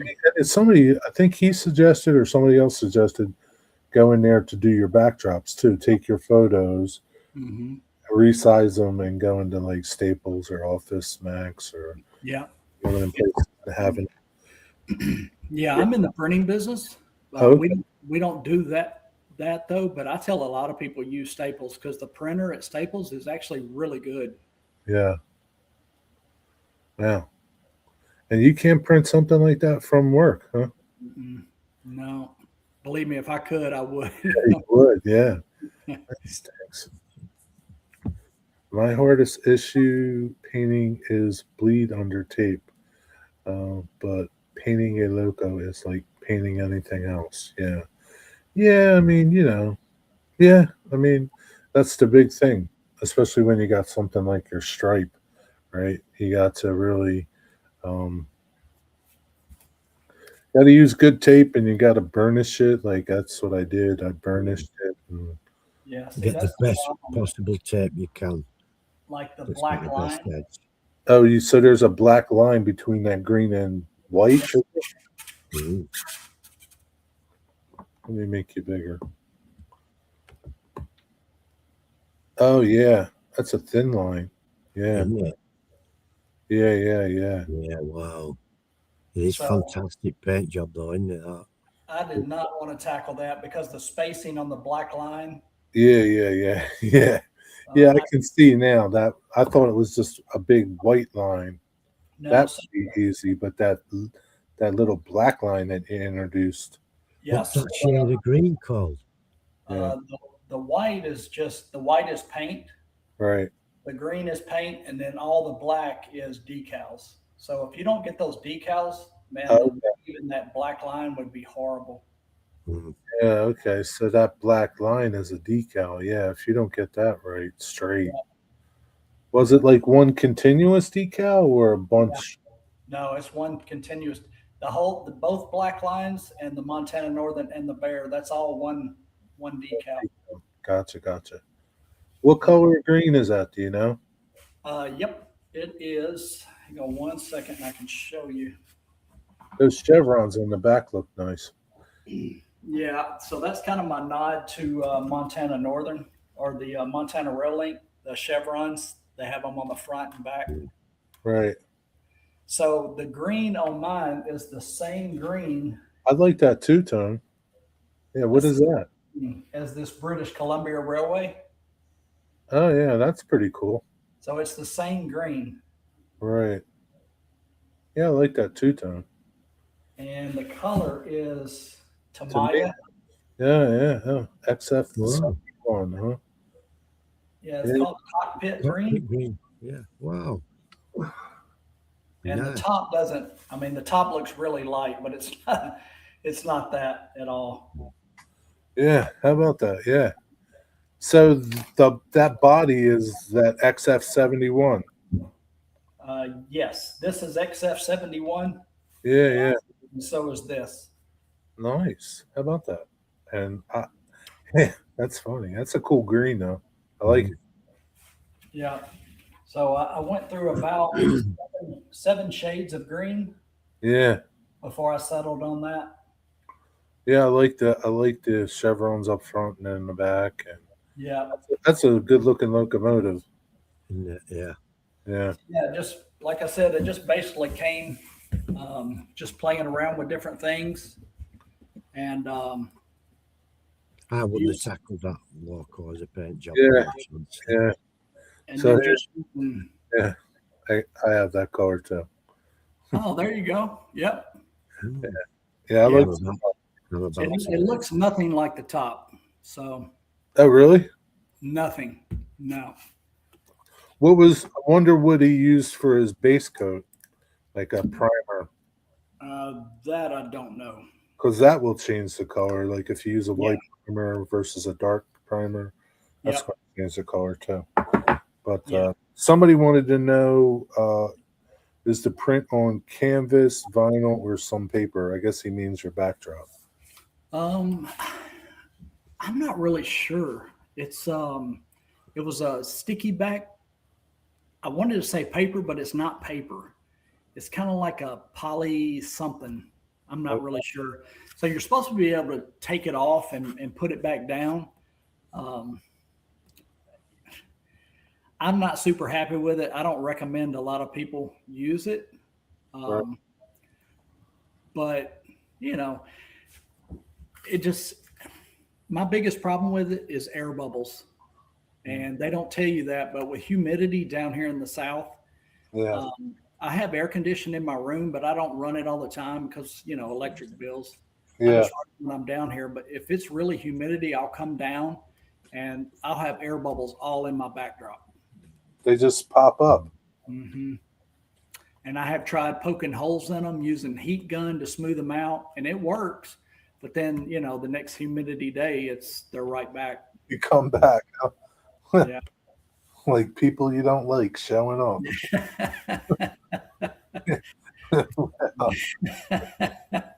I never thought about that, but yeah, you're right. You get people like that. Show up. Wow. Yeah. But we were talking about weathering earlier. This is my favorite product. Yeah, you like that stuff, huh? Yeah, it's expensive. Yeah, that's the only thing I don't like about it. It's expensive. Yeah, but I've had these bottles. I don't even know how long. Yeah. I mean, all the artists, they're like a alcohol, India ink and alcohol wash. Right. But they're already stained. Like this one is murky brown, and they have some rust colors. And I Yeah. think about 25, 30 different colors. They have good colors, right? Their colors are pretty nice. Yeah. You use that for wood? Yes, I've actually used it for metal too, or for plastic. Does it work on plastic? Yeah. Really? You have to prime it first. Okay. So I paint everything primered first, and then whatever color I'm going to use, and then I'll tone it down with that. That's interesting. I didn't think they would work on plastic. Mm-hmm. Wow, that's cool. That's good to know. Yeah.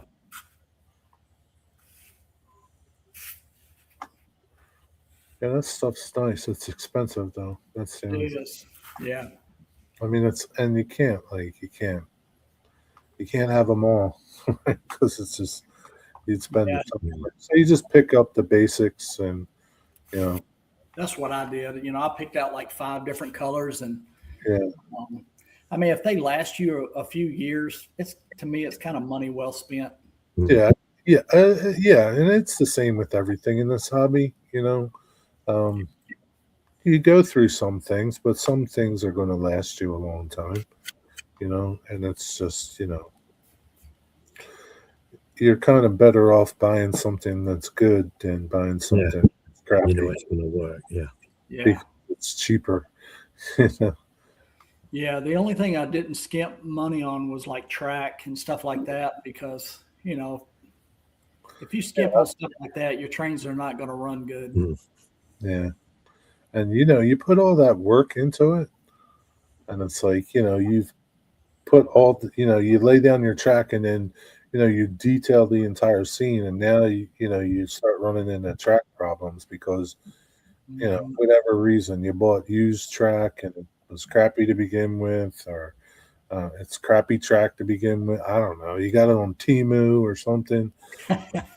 you know, Yeah, uh, or you do like you did and start, cutting pieces and bending them and yeah, like abandoned track. I actually stole that idea from you as well. yeah. Well, I stole it from somebody else too. I'm sure. Yeah, But but, you know, thievery is the best way of flattery, right?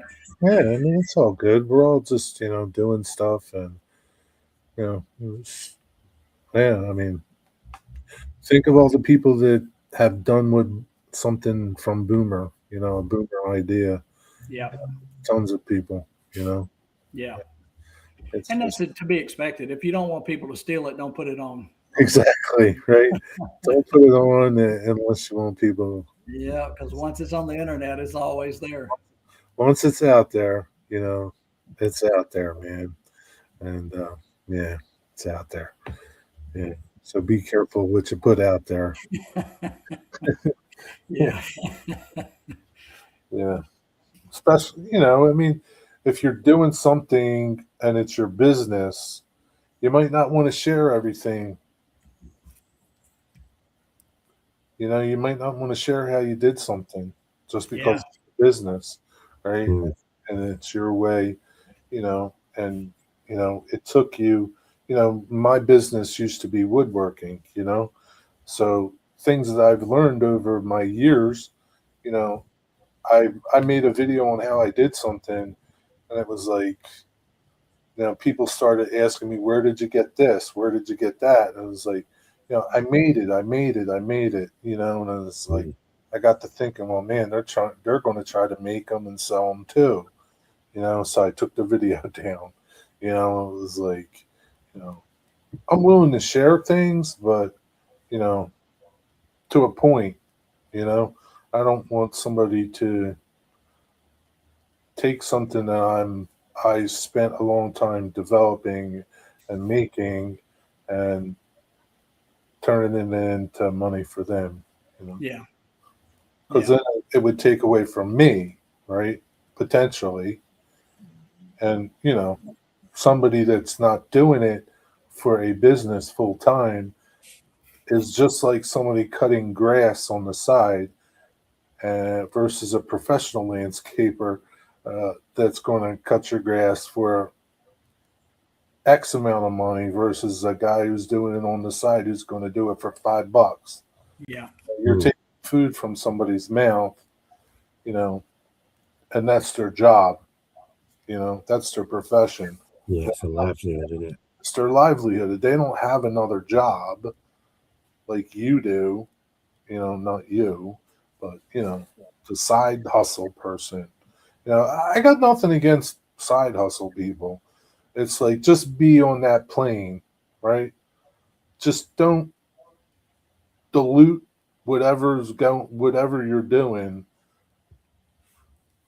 money wise just to get work, right? Mm. If somebody's doing something for $80, do it for $80 or $60 or something. Don't do it for 20. right. You've just like ruined everything, right? Yeah, Mm. just so that you can make $20. Yeah. Right? Like you literally, you know, Though also though, like in this hobby, I mean, like watching Boomer build that ship that he built, yeah, the car float. He can show you how he did it online, but you still got to do it. yeah, And there's certain things that I'm never going to tackle, and that would be one of them. yeah, yeah. Like, I I mean, appreciate what you're doing, but there's no way I don't have the skills for that. like he made derails, right? I don't know if you ever seen that episode. I don't He think made so. he made derails for his layout. I'm like, he walks through everything, all the styrene he used and shows you how he did it. And here I am trying it out. Right. Mm. And I'm like, bought all this stuff to do it, but all this styrene to do it. And I start and yeah, it just ain't working, man. It's just not looking right. It was like, yeah, forget this thing. I'm not doing it. It's like, yeah, yeah. There's, you still need the know-how and the talent to do it. Just because you bought all the stuff to do it is one step, but putting it all together to make it functional is a different thing. Yeah. Yeah, it's like you said back Definitely. at the beginning, talking about weathering. Yeah, You can tell people what to use, but until you actually start doing it, 100%. Yeah, just because I say use this doesn't mean you're going to get the results that I'm getting or that Yeah. you want, because there's a learning curve for everything, right? Yeah. You It's got what works for you, isn't it? you got In to your learn how to situation. you can't just pull the trigger and it works. I mean, it takes some skill to do it, right? You got to learn how to use it, right? It's like with everything else. You got a hand screwdriver or a power drill. The power drill's faster, but sometimes you can screw things up with it if you don't know how to use it. yeah, Right? It's like, yeah, I mean, don't chase. Like, here's the thing, right? People are so, they see somebody doing something with using whatever product they're using, and it could be anything, right? Just because you had the product doesn't mean you're going to be able to do what you want to do with it if you don't put the time into using it right or learning it. Mm. mhm, Understand what I'm trying to say? Like, in my woodworking profession, there's a lot of hobby people that would buy machinery, you know, because Norm had it, right? Norm Abram, he had it. Mm. So it'll obviously make me a better woodworker, but that's not the case. You got to know how to use it, right? You got to, it's like everything else. Just because you have an airbrush doesn't mean you're an airbrush artist. Yeah. Yeah, you've got to know your limits, haven't you? You've got to Right. know your limits. yeah, that's exactly right. You know your limits because Yeah, I love doing all this, but there's certain things that I'm just not going to tackle. And right. like I said, building that car float, something Yeah, I would love to be able to try, but I know deep down I don't have the chops for that. yeah, yeah. Maybe one day you will. Maybe. Yeah.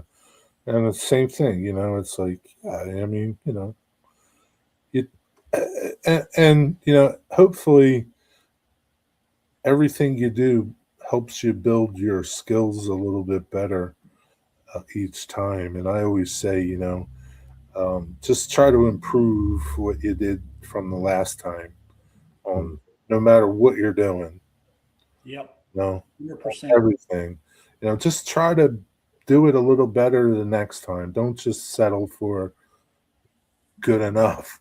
Yeah. Yeah, you know. Yeah. I think, There's nothing wrong with that, right? If you're yeah. content with it, there's nothing wrong with that. Yeah. I But agree. the only way to get better is to keep challenging yourself. Well, I mean, that's what I say about building kits. Right. You can buy a Walther's kit and build it just like it is right out of the box. Right. But if you'll just change 2 or 3 things where it doesn't look like somebody else's, Yeah. Mm. you know, Yeah. Yeah. So like that's the thing in this hobby, right? The good thing is there's so much out there. The bad thing is there's so much out there. yeah, And everybody has the opportunity to get it too. So it's like, oh, that building, I know that building. It's this building, right? It's X, Y, and Z. I got that on my layout. And it's like when you do something like you did, you changed a couple things in the building and it made it something totally different. And some people don't have that foresight to say, oh, I could cut that building down and turn it and it'll look like a totally different building. Mm. right. Well, I mean, I say the same thing on just small little like Rick's products, those little cheap kits. Yeah, Even if you just like just make the windows look like they're you know poked out, like they're open. Just right. change something. It's crazy how much it'll change a model from somebody else's. Yeah, yeah, yeah. Because some people are just going to build it the way it is, and Hmm. that's fine. Some people are going to take it and add things to it, and that's fine, right? Just because it comes with this type of window doesn't mean you can't change it and put something Yeah. else in there, Or right? just board it up. Just put like Board it up, yeah, plywood over it. yeah. Like I built these like American American laser kit buildings, kind of like these. This is what this is. Same thing, right? And these windows are like they're like just applied like sticky like two side. It's like there's a adhesive on the back of it, and it's like Mhm. super thin, and you just put it on. Oh, it's okay, right? But I found like titchy windows would fit in there. You just got to find the right titchy window, and Yeah, Yeah. it makes it 100 times better, yeah. I mean, right? even if you just take a small piece of wood and put it over one of the panes, like one of the panes were broken, Yeah, I mean, that makes a huge difference in yeah, model. yeah, 100%. I couldn't agree with stories about photography and people uh, buying expensive equipment. Yeah, yeah. Same thing. Just because you have a $2,000 camera doesn't mean you can use it. I had it happen back Yeah. in September. I was in Glacier National Park and I got up early to take a sunrise photo of this place that I've been wanting to take for a long time. And I'd been set up for about an hour waiting on the sun. And right when the sun comes up, some lady comes out with her iPhone, gets right next to my face, takes a photo, and as she's walking off, I hear her say, "I got the same shot." I'm like, "Are you kidding me?" Yeah. It's Yeah. so bad. Yeah. But that's how it is. Yeah. Yeah. I mean, it's just how it is. I mean, but that's the beauty of it all. Mm. So you're still building on your layout. How big's your layout? My building is 16 foot by 24 foot, and Nice. um, it's Are you got like an outbuilding in your house, or what's your building? no, it's an outbuilding on the back of my property. Oh, okay. So that's even harder to climate control in your area. Uh, I just sent you. Um, I just sent the. Well, I think I did. Oh no, I was trying to upload the. You can share your screen if you want to do that. I don't know what you're trying to do. It's saying there's a problem, an issue with your file. Please try again later. Yeah, I was going to show you my track plan. It's kind of it's a shelf layout on 3 sides, and then it will have a peninsula in the middle. Okay. Mm. So You uh, haven't got to your peninsula yet? no, no, actually, I redid my whole layout. I just ripped everything out, and I'm starting fresh. So Mm. don't have You can see I this is got all I've done right now. So what brought you to that? I just didn't like I didn't like my track plan at Right. all. Um, I didn't like it wasn't uh, Yeah.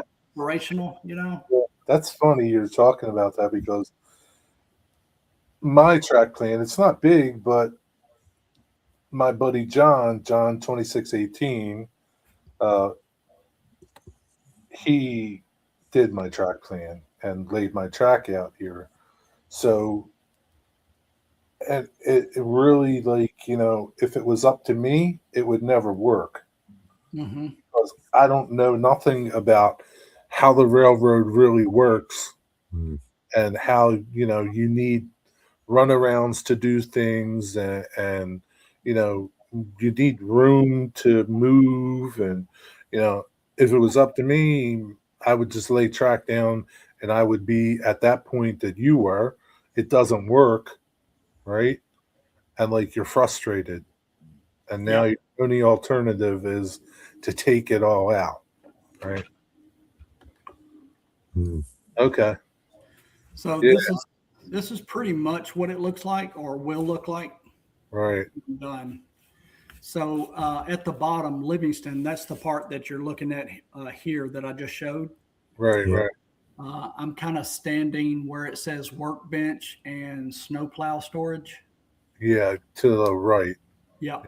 Yeah. And then as it goes to the center peninsula, it will actually start increasing Right. in height.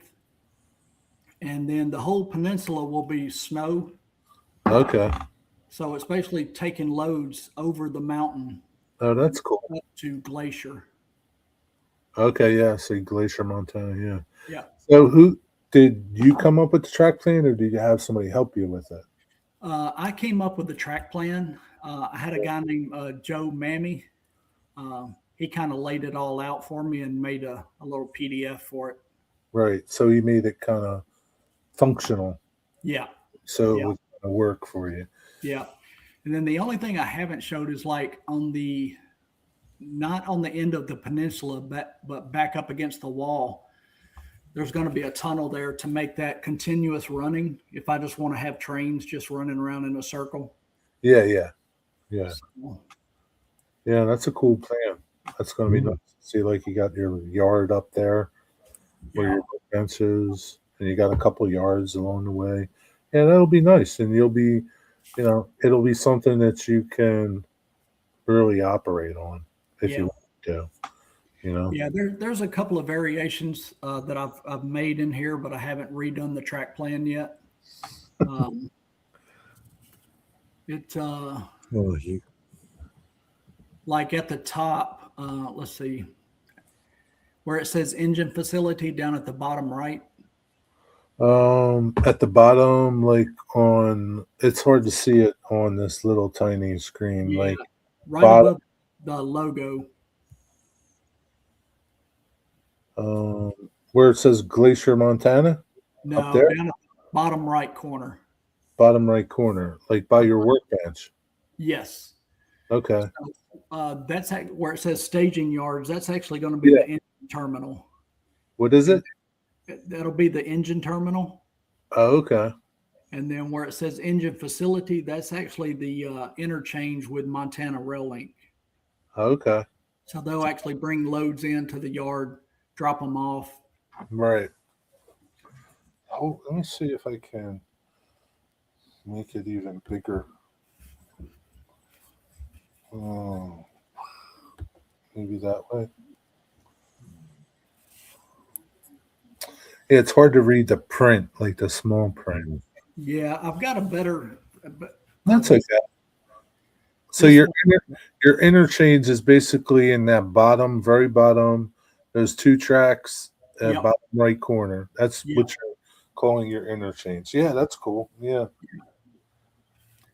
So basically the concept is Montana Rail Link will bring loads into Livingston, Montana, drop them off, and return.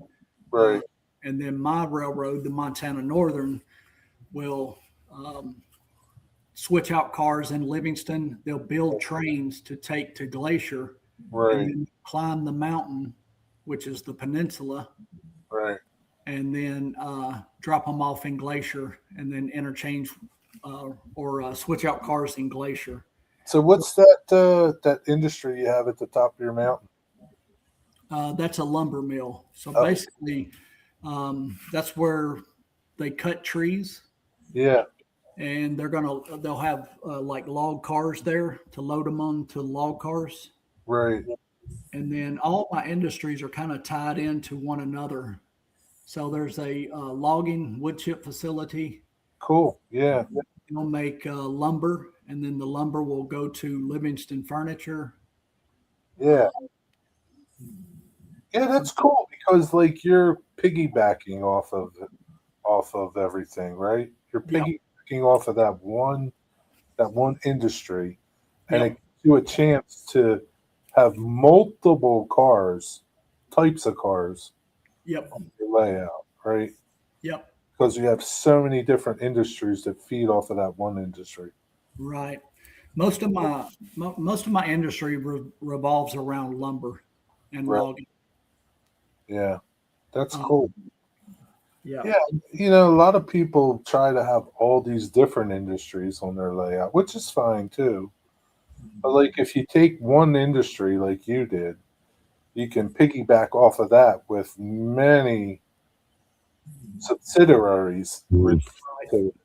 and it gives you the opportunity to have wood chip cars, center beam cars, bunkheads, uh, chemical cars if you wanted to, box cars, so many things that, are flowing back and forth, Yeah. Like I said, that was kind of the basis of the freelance route that I went, because I can do whatever I want. I don't have to have people tell me that, that's not prototypical or Yeah.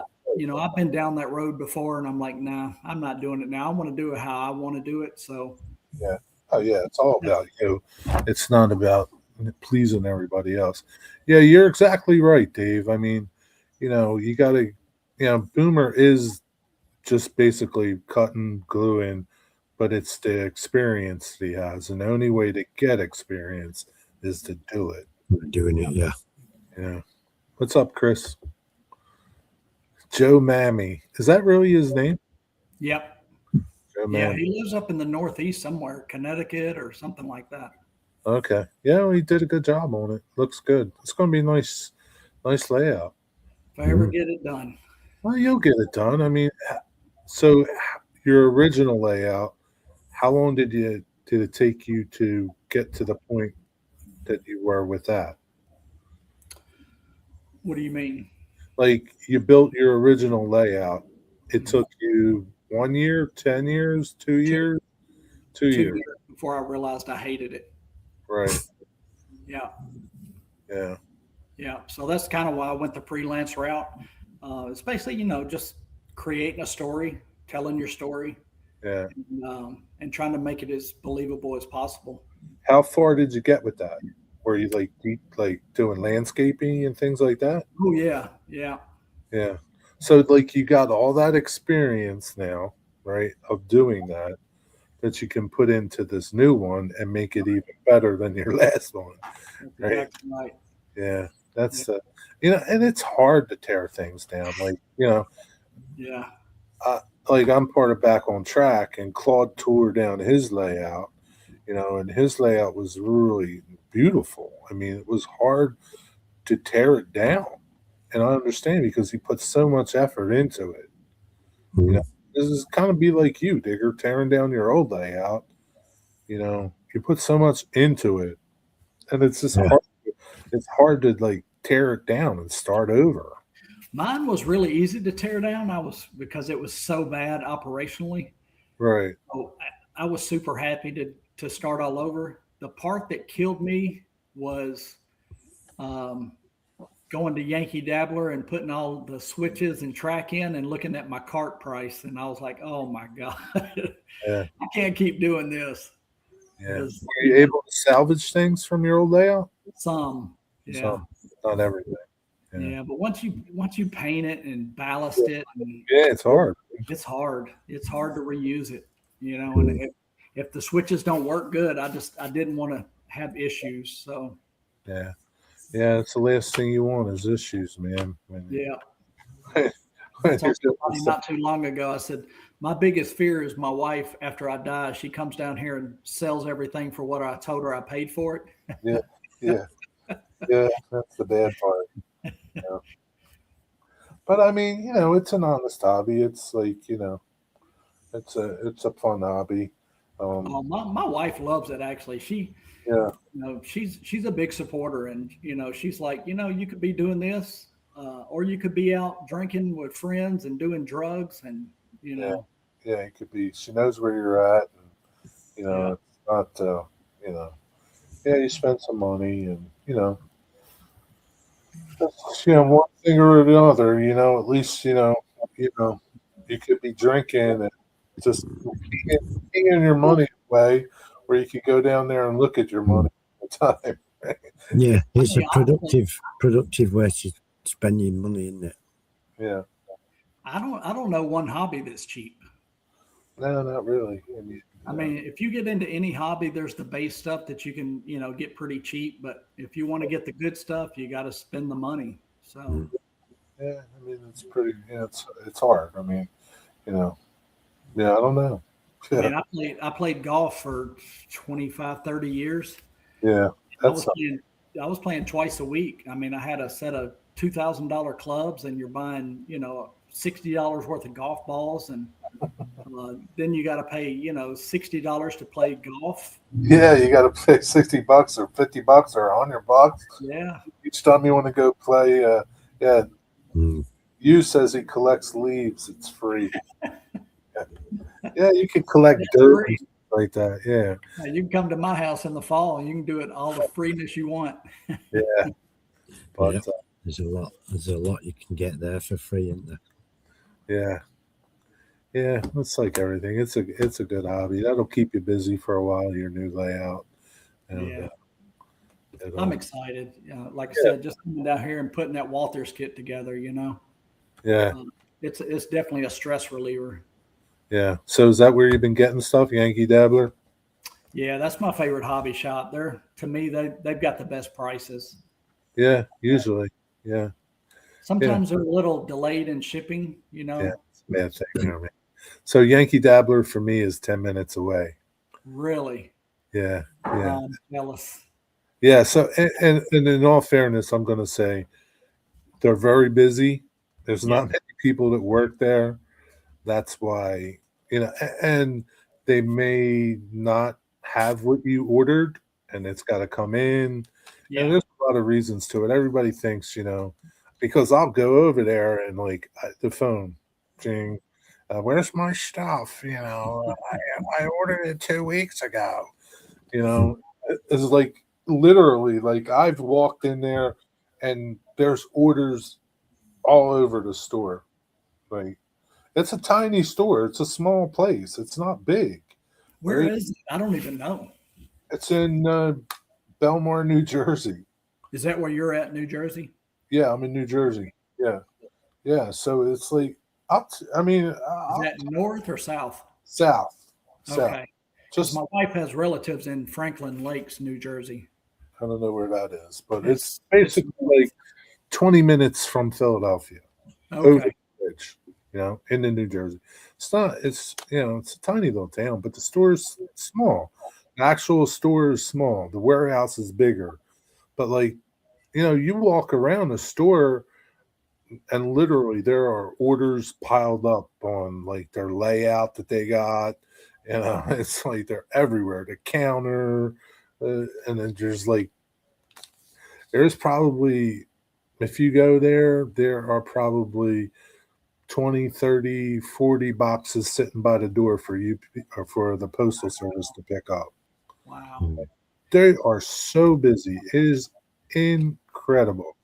It's because their prices. I mean, they were $2 cheaper on their turnouts compared to Spring Creek model Yeah. trains. So the only people that compete with them in price are Lombard. I don't know if you've ever bought anything from Lombard. No. Lombard is pretty close with them. Sometimes Lombard will beat them on some things. But yeah, I mean, I remember during COVID, oh my God, the amount of people that were buying stuff. And it was like, I couldn't, like, I mean, like, you see somebody's order, right? And like, not being nosy, but being nosy. I mean, there were people spending thousands of dollars, like thousands, like where I'm spending $200, they're spending $2,000-3,000 on stuff. Wow. You know, like the amount of business they do is incredible, incredible. Yeah, I actually just placed an order, and that's the scary part about this hobby. Back in the day, when you wanted to order something, you had to go to a hobby shop, Right? Yeah, and hope that they had it in stock. Now I'm working on my layout, and I'll I need a switch here, and I'll start going on their website and start adding stuff to my cart. So it's like instant. yeah. Mm. Or yeah, it's like you can get carried away quick. Well, Quick. before you know it, you've got a full basket. Yeah, for sure. Yeah, it's bad. Yeah. Iron Planet's pretty good on prices too, but I think their inventory is limited. They don't have as much stuff. But the nice thing about Iron Planet is you can use Heath's code human and get 10% off your order, which is nice. At one time, Yankee Dabbler used to do things with like a couple of the people in the community. Use code Montana Northern, and you get 5% off or Mm. something like that. But they don't do that anymore. But I wish they would. yeah, every little bit helps. I mean, But yeah, that's the only hobby shop that I use now, because they have real time inventory. Um, yeah.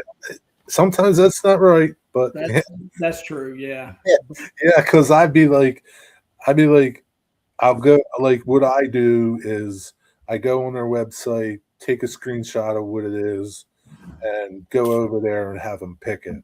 Well, sometimes it's just if it says like one left or two left, sometimes like when they go to shows, they take things, and that doesn't jive with their inventory count on their website. So like, they could be out of something. But like I've ordered stuff from them before, and it'd be like $100, and Yeah. it would take 10 days to 2 weeks to get it.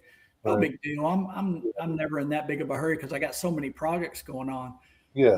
But a few weeks ago, I placed an order for 15 turnouts and 10 pieces of flex track, and it was at my house in 3 days. Yeah. So Yeah. Some things go fast. Some things, I guess it just depends how busy they are and how many people are working. There's never like, there could be sometimes one person in the store or two people in the store. Sometimes there's 4 or 5, packing orders but they're not screwing around with you. They're just that busy. oh yeah, yeah. And like I said, if I Yeah. order something, I usually try to get over what I need. Yeah. But like you saw, I've got so many projects. I Yeah. don't let something like that kind of bog me down. I don't give them bad reviews because it took 2 weeks to get. It's kind of pointless. Everybody's doing the best they can, and no business is ever gonna do you wrong on No. purpose. I wouldn't think. No, they're not. They're not, they've been around so long. They're not, they have a reputation to keep up too. It's not like, they're ignoring you or, it's just, you know, just, just because you ordered something doesn't mean, 200 more people ordered, didn't Right. order. It is like, there's only so many people there. It's not like there's Yeah. like, Santa's workshop, it's just, it's hard. And I see, people in chat will say, I ordered something from Yankee Dabbler 2 weeks ago. I still don't have it, blah, blah, blah, blah, blah. And it's like, they're doing the best they can, and that's all they can do. And Mm. Yeah. It's not because, they don't like you and they want to screw you over and like not get your stuff to you.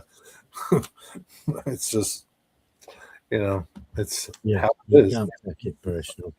There's no like, to the top of the list you go, it's like they're just going through the list, I guess, and put things together. Sometimes Yeah. they might be out of something, and I like, would think ordering during the summertime is the best because people mostly model in the winter, you know? yeah, so like I was there the other week, last week, right?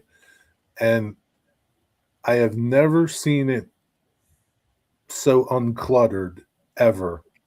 It Hmm. was like you had plenty of room to walk around. Uh, there weren't orders everywhere like normal. Like sometimes you can't even walk in the store. There is so much like inventory is everywhere. Yeah. Like, I mean, like it's like mind boggling. Like I've been in there where there's like cases and cases of cars and engines, they'll just get in, like hundreds of them. It's like heaven, right? But it's like, you know, you can't walk around. There's so much stuff in there. Yeah. And it just, every time I go in, it just boggles my mind.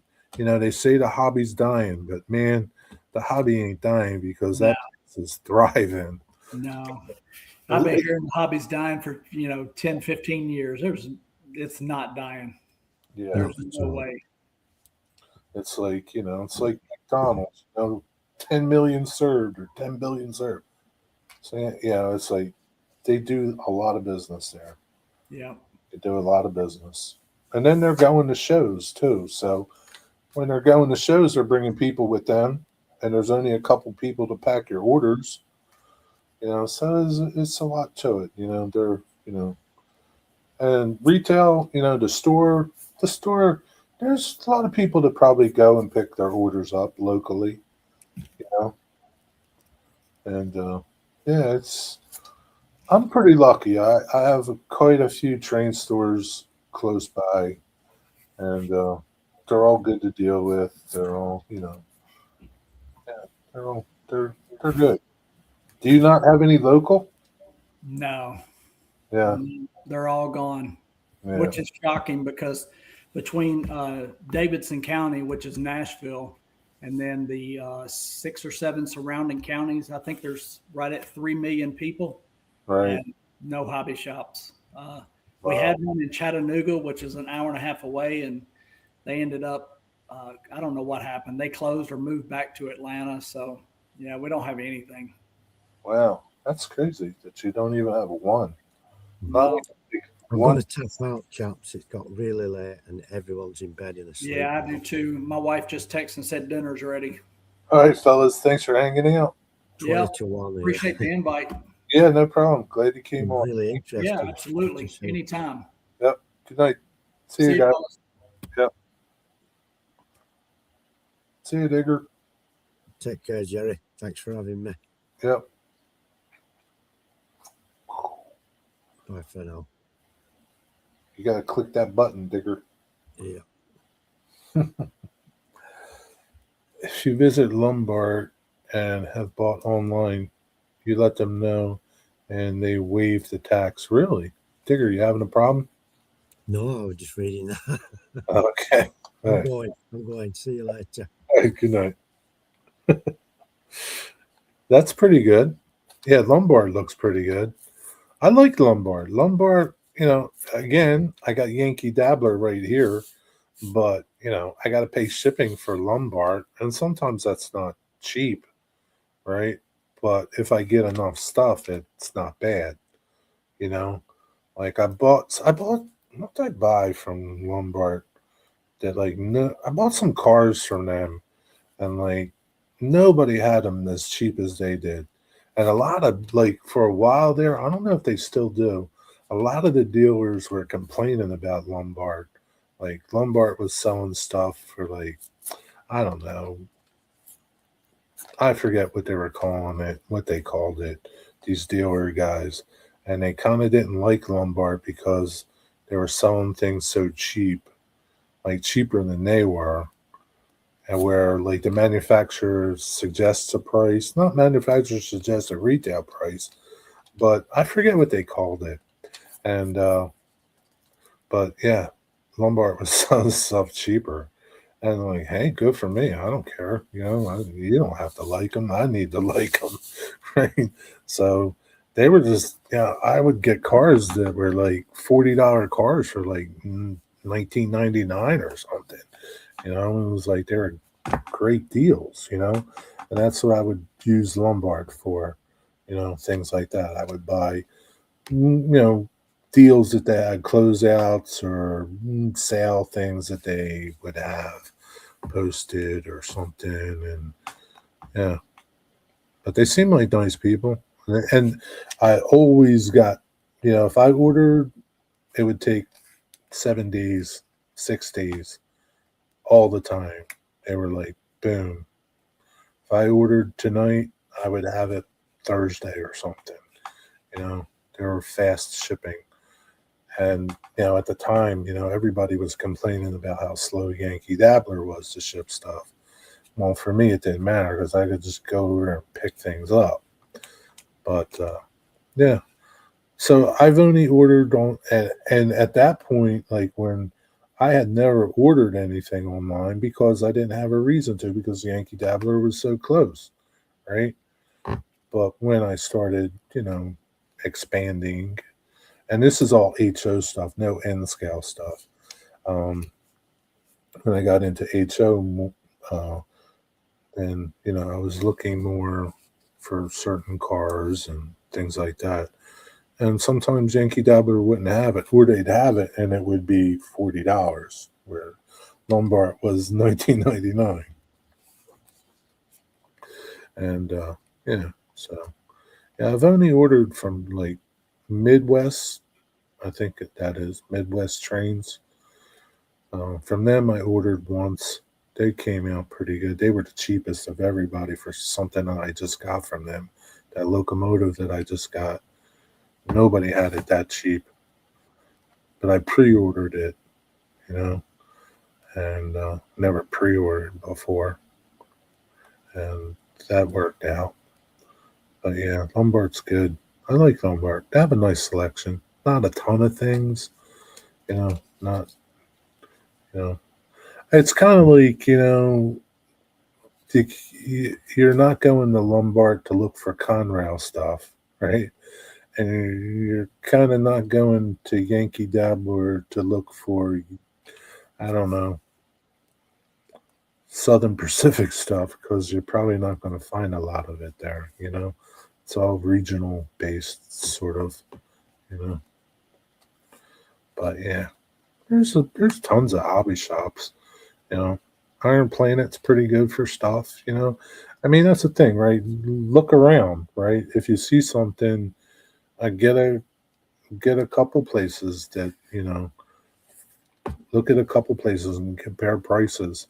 And then, if you never heard of them, you never bought from them, just ask people, in the community, have you ever ordered from XYZ? Did you have problems with them? And then that way you'll know, because sometimes prices are like too good to be true. So it's like, you don't know if XYZ train place is any good to deal with, or, it could be like, sending money to somebody in India and you're never going to get nothing. Because there's been people that have that happen too, But anyway,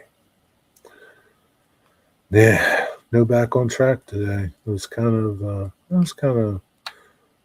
nice and not nice. I kind of look forward to back on track every morning, but man, those guys want it off. That's how it is sometimes.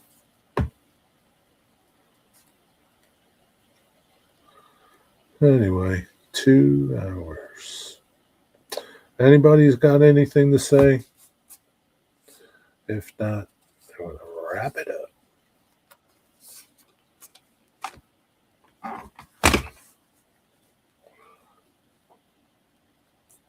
So Chris uses Cloud9. I never heard of them. Toy Train Heaven. Toy Train Heaven. That must be in like New York or something. I have never heard of them. Toy Train Heaven.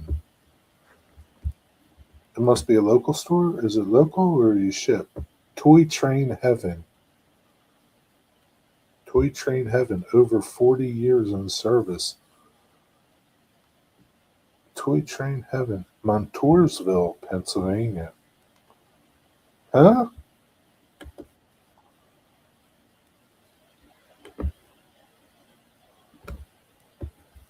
Toy Train Heaven. Is this place real?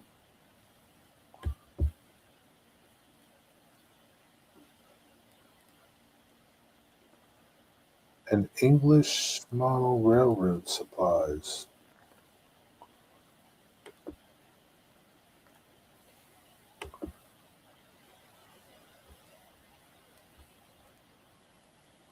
Just looking at their website. Let's go look at Atherton Ready to Roll cars. Pre-orders. I hate pre-orders.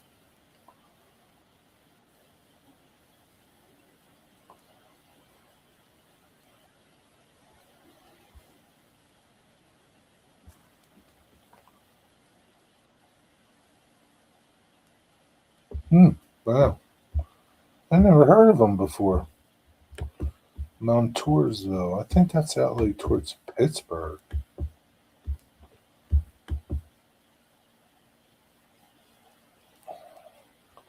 Doesn't even look like it has like a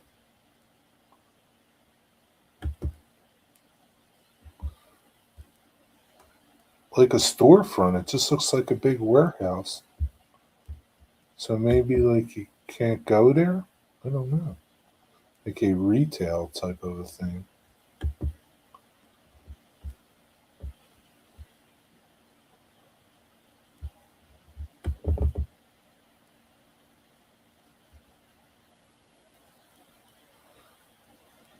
Is an internet store that's pretty sure is associated with English model railroad supplies. I never heard of them either. Montoursville.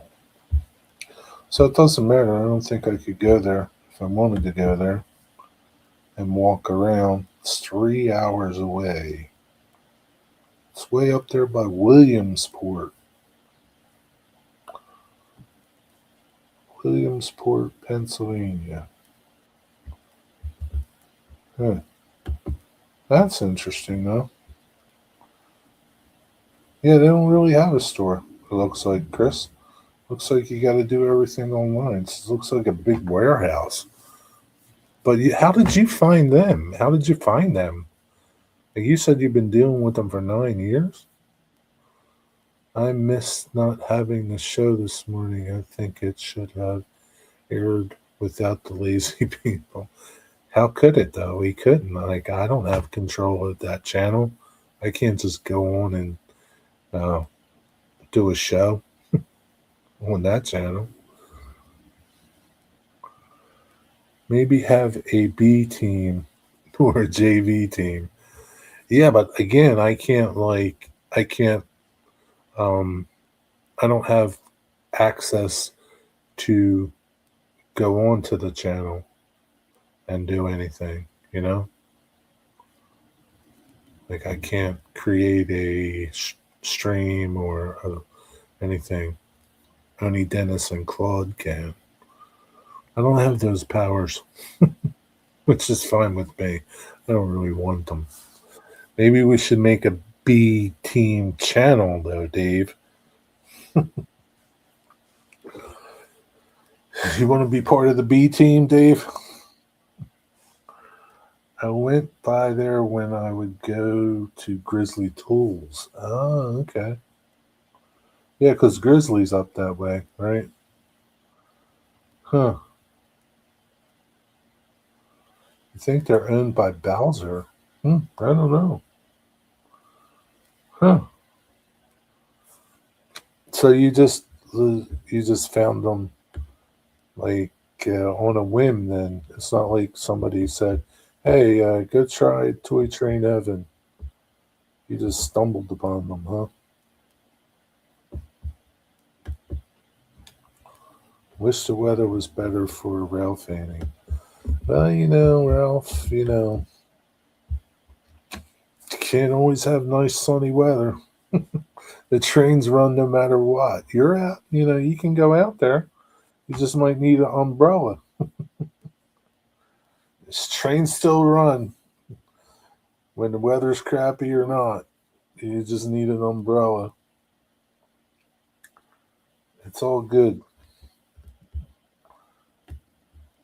Yeah, but it does suck when it's cold and rainy. But, sit in your car and wait for the train or something. Wash the pollen. So, like, the problem is, like, other than NJT, you need to travel a little bit to get some trains. And, like, the frequency of trains here, I mean, it is frequent, but it's kind of spaced out. It's not like being on Norfolk Southern Main Line, where you're getting trains, constantly, you know, up here trying to catch something, you'll catch trains, but it's not going to be a continuous thing. You're going to be sitting waiting for a lot. That's the only thing I miss about Ralph in here, as opposed to like Philly area, where you can be on the main line and you'll catch back to back trains, but there'll be a lull, where there's no trains. But the good old Northeast Corridor, there's always trains on the Northeast Corridor. And that's the other thing, like you're rough in the AC line, right? And you're trying to catch, say, the Conrail unit or one of the Heritage units, you got to wait a couple hours to catch the next one, to catch it again, going the opposite way. And then you got to wait a couple hours to catch it coming the other way. So it's like there's always this downtime and there's nothing really in between worth anything. But it's like those get boring too. It's kind of like it's just like here I could go Ralph and right up the street, but it's boring after a while. It's the same trains, same locomotives. It never really changes much. It's like it's the same stuff. Have been to the NEC a few times already. I'm thinking of a PA trip to Macungie. Yeah, Macungie's a nice spot. There's a lot, there's, Macungie, and then there's a lot of places along Macungie. Macungie's nice. I mean, if you don't mind other rail fans, and, sometimes there can be a lot of them there. But there's plenty of places along the way, you know. But yeah, I mean, the Harrisburg line and the Reading line there, I mean, there's trains constantly, man. They're good for, you know, you could probably catch 10, 12 trains, in I don't know, an 8 hour period. You catch a lot of trains there. They used to have a huge ad in, what is MRC? Mono Railroad Craftsman, I guess. Yeah, I'd never heard of them, Chris.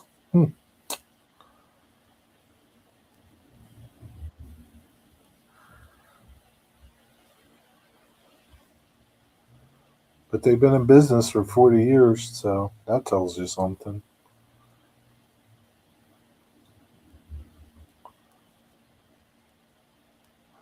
That'd probably be. It looks like they got a big, huge warehouse. It'd be nice to go inside there and see what that's like. Hmm.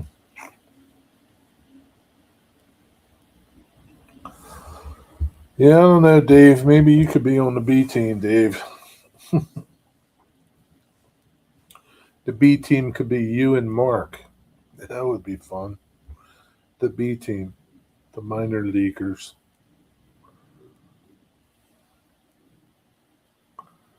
You can call yourselves the A team.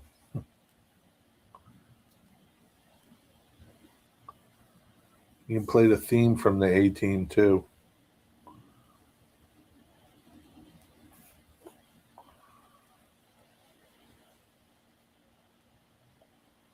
But yeah, it's funny how like the Atlantic City Line group is like died down.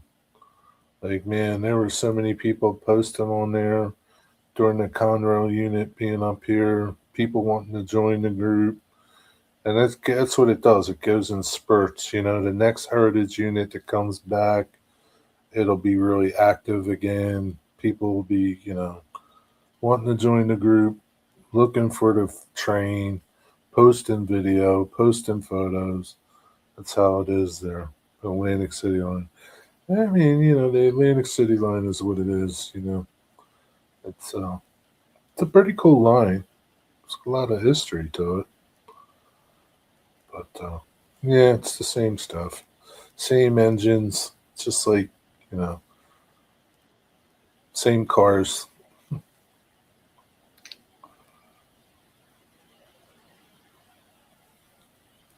Yeah, yeah, yeah.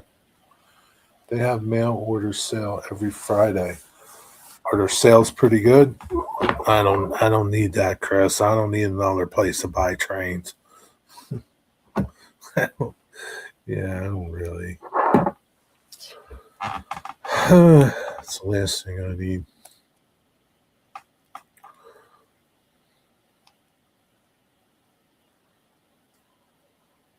I can remember as a kid, my grandfather taking us to Absecon to see trains go by. NJT trains? Like, what would they? I don't know how old you are or what would have been at that time. But yeah, can you imagine, like, at one time, you used to have steam rolling down those tracks going into Atlantic City. And then, like, all the other towns, Ocean City had trains. So, I'm part of, I don't know, like, do you know anything about West Jersey? I'll put a link to their latest, uh, YouTube video, West Jersey chapter of the NHRS, the NRHS, National Railroad Historical Society. But they just had something. You'll enjoy this, Ralph. You're 52. Oh, okay. I mean, I'm a little older than you, but you would enjoy that if you don't already know those guys. Yeah, but Dave Homer's a good guy. But that was a good one that they just did with the Pennsylvania Railroad and PRSL. So like they showed like trains go, some really good photos of Wildwood, Ocean City, what it used to be. I can't, it's crazy. Like that was the heyday of trains, you know, the heyday. It's long gone. But all those towns used to get trains, freight trains, passenger trains. Can't imagine what it was like. Yeah, must have been something.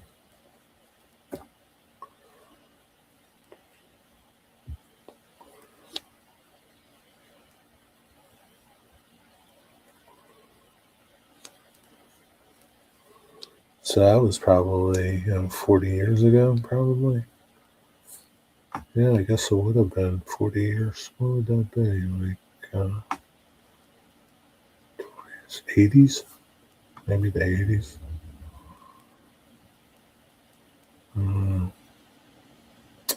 But yeah, trains were everywhere back then.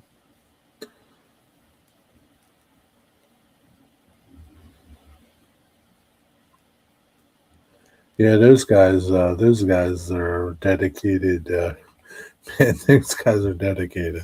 They go on those train trips like to Hamilton and Princeton Junction, and they hang out all day. Take the train there and take the train home and just hang out there all day and take photos of trains. Those guys, man, they love. I mean, I like trains too, but those guys are purists. They are like always got a camera in their hand taking photos of something. And well, even now, but back then, you know, you didn't have no problems. Rail fans were everywhere, all over the yard, and they didn't bother you because the rail fans back then. I think they were just totally different than rail fans now. These younger kids, they don't really care. They have no respect for anybody, and they trespass and do whatever they want to get photos, and it's kind of like made rail fanning unpleasurable for some people. Like I don't really like rail fanning with a bunch of people. It's just like I just don't like it. Like people just walk up and set up right in front of you, and not that you own the spot that you're in, but like don't set up in front of me. At least form a line, stand next to me, or go someplace totally different. Don't set up right in front of me. Yeah, yeah. They don't have any respect. They really don't. Whether or not they don't know any better or they're just ignorant, I don't know what it is. But yeah, I have no desire to go out to see Big Boy. None. Zero. I could care less because I know what it'll be like. It'll just be a cluster F, and yeah, it's just uncontrollable stupidness, like just to get a photo. And yeah, I don't care about it that much. But there'll be tons of people out there chasing it around, driving like crazy people. There was a video somebody had of up in Reading. They were chasing, I guess, 2102, and they they were off fanning, and they got jumped in their car. The train that went by, and they jumped in their car, and it was like they pulled right out in front of a tractor trailer, and the dude locked up his brakes. Thank God he didn't hit him, man. But it was like, I mean,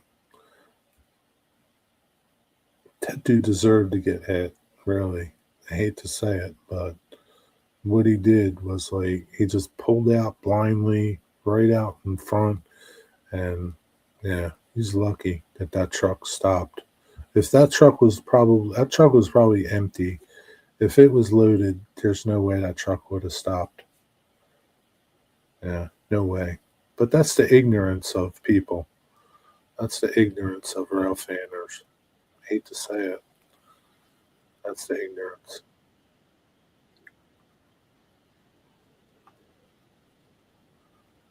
Yeah, yeah, yeah. It'll be a crapshoot, but for the most part, it's going to be a shit show because it's just like you're only going to be able to see it in certain spots. You're not going to be able to, and there's just going to be a sheer amount of people. The amount of people that are going to be chasing it. People are coming from all over the country to chase it, and there's going to be places that you're not going to be able to get into, but people are going to try to get into them, and you're going to have problems. Guarantee you, there's going to be, people arrested, people hurt. You just mark my words. It's not going to go well. You got too many people in too small of an area, and it's like it's. I don't know if you go up to Reading and Blue Mountain up there to chase any of those trains, but it's a mess up there. It's like so many people. There's only so many spots that you can stop, and like people don't have any respect for the people that live there. So they'll park on their lawns, turn around on their lawns, go in their driveways. And it's like, it's just like they just have no respect. I mean, they don't care. All to chase a train, all for a picture. Well, you know what, man? There's no picture or train worth anything like that.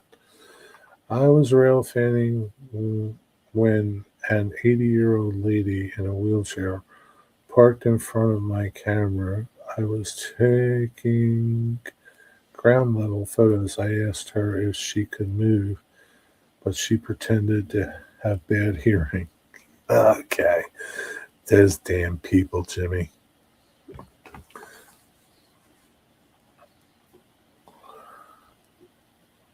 Yeah, but it's very historic locomotive. I don't care, Chris. I was like, yeah, it is. But you know what? There'll be plenty of pictures out there that I can look at. It's like I don't really for as crazy as it sounds, I don't really like the big boy. I just don't like it. I don't know. I'd rather see 611 or something else. I don't really like the big boy. I don't know. Probably because it's a Union Pacific locomotive, and I can't stand the Union Pacific. So that's what it probably is. Yeah, I don't really care about that big boy. I don't like it.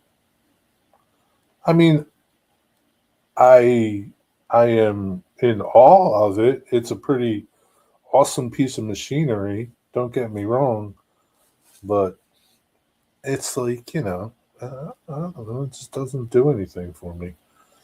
Like I said, I would rather see the 611 than that. You know, but yeah, it's that Union Pacific thing, Chris. I hate the Union Pacific. I think Steamtown is selling tickets. Yeah, Steamtown's selling tickets. Reading and Blue Mountain, Reading Northern is selling tickets. Yeah, they're all selling tickets. I can't blame them because if they didn't, it would be even worse. Yeah, and they're gonna like Reading is gonna. You can bet your bottom dollar that there will be tons of Reading police and other police, state police out along the route, and they're going to keep everything in line the best they can because it is going to be a circus, 100%. 100%. It'll be a circus. Friend who's an engineer, he told me about an issue on the coastline, and the conductor was assaulted before Easter. I was doing some rail fanning in Umseekan. I was approached by NJT cop. Really? I didn't even know NJT had cops. What is 611? What? Come on, Chris. You don't know what 611 is? 611 is like the queen of steam. Come on, Chris. Seriously? 611. It's the queen of steam.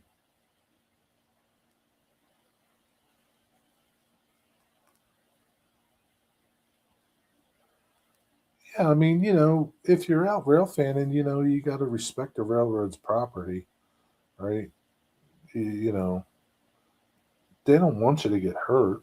And there's a lot of people that just don't understand. It's easy to get hurt on the railroad, you know. And, it just opens up a can of sue me.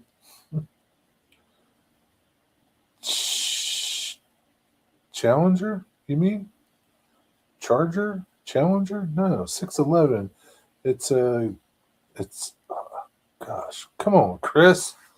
Now you're going to make me get a picture of the 611. Hold on, Chris. Holy cow. Can't believe it. That's a J class. Are you familiar with J class? I can't even plug in I'll have to get somebody else's photo of a 611. So I can't plug in my hard drive, my external hard drive. Holy cow. 611, Queen of Steam.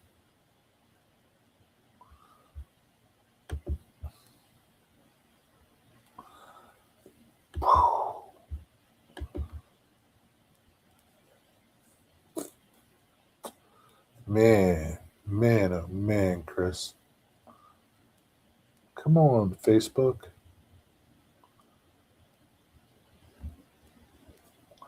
Come on, anytime soon.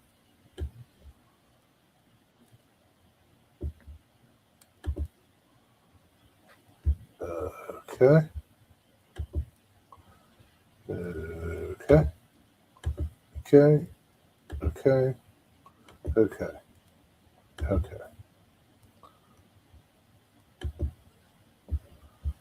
And I gotta do this because, that's the Queen of Steam. That is 611. I wonder if I can get rid of that crap on the side. Can I?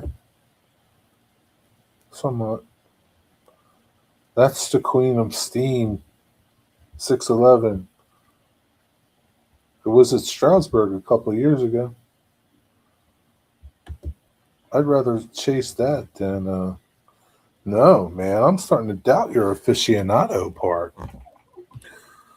Maybe you know it and you just didn't know it. I'm going to give you the benefit of the doubt. Right? But yeah, that thing is like, I mean, don't get me wrong, right? Big Boy is pretty impressive. It is an impressive piece of machinery to see it work. No matter what size the steam engine is, it's a pretty impressive piece of machinery, right? But like the 611 takes it to another level because it's just so sleek, so like fast looking. It looks fast, and it is fast, right? But that thing is like, I mean, it's beautiful. Like to see it in person, if you ever have the chance to go down to Virginia to see it, like you got to go see it because it is like when it was at Stroudsburg, I was there a lot to see it, and it was there for like 2 years. And that thing is just beautiful. It's just really nice. Yeah, stop sharing. Nephew wants to see it, but I am like, I didn't up. That stupid thing. I can't stand this StreamYards thing.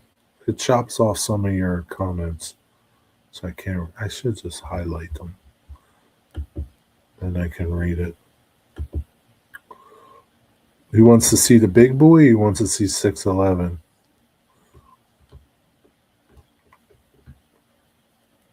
You're you're ashamed to be in the same chat with Chris now?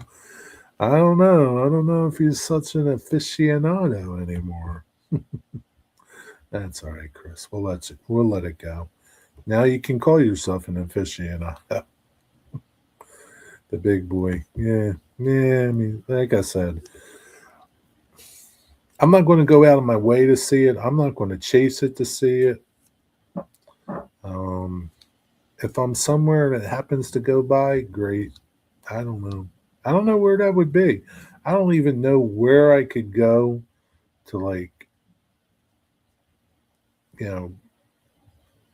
be somewhat not bothered by other rail fans. I don't know where I could go because I think they will be everywhere. It'll be like, it'll be like those Indian trains that you see in like India where like there's like 500 people on a train. That's what it'll be like. Every inch of the rails will be covered with people.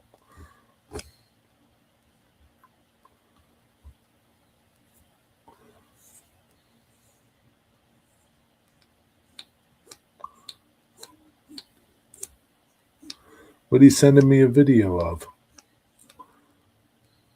But yeah. Yeah, I mean, I don't, yeah, it's a UP thing for me. It's the UP. Maybe if the Pennsylvania Railroad had some big boys or something, I'd be more on board. But it's the UP. Can't stand the UP. Kind of irks me that NS wants to merge with UP. Irks me to no end. Kind of rips at my heart.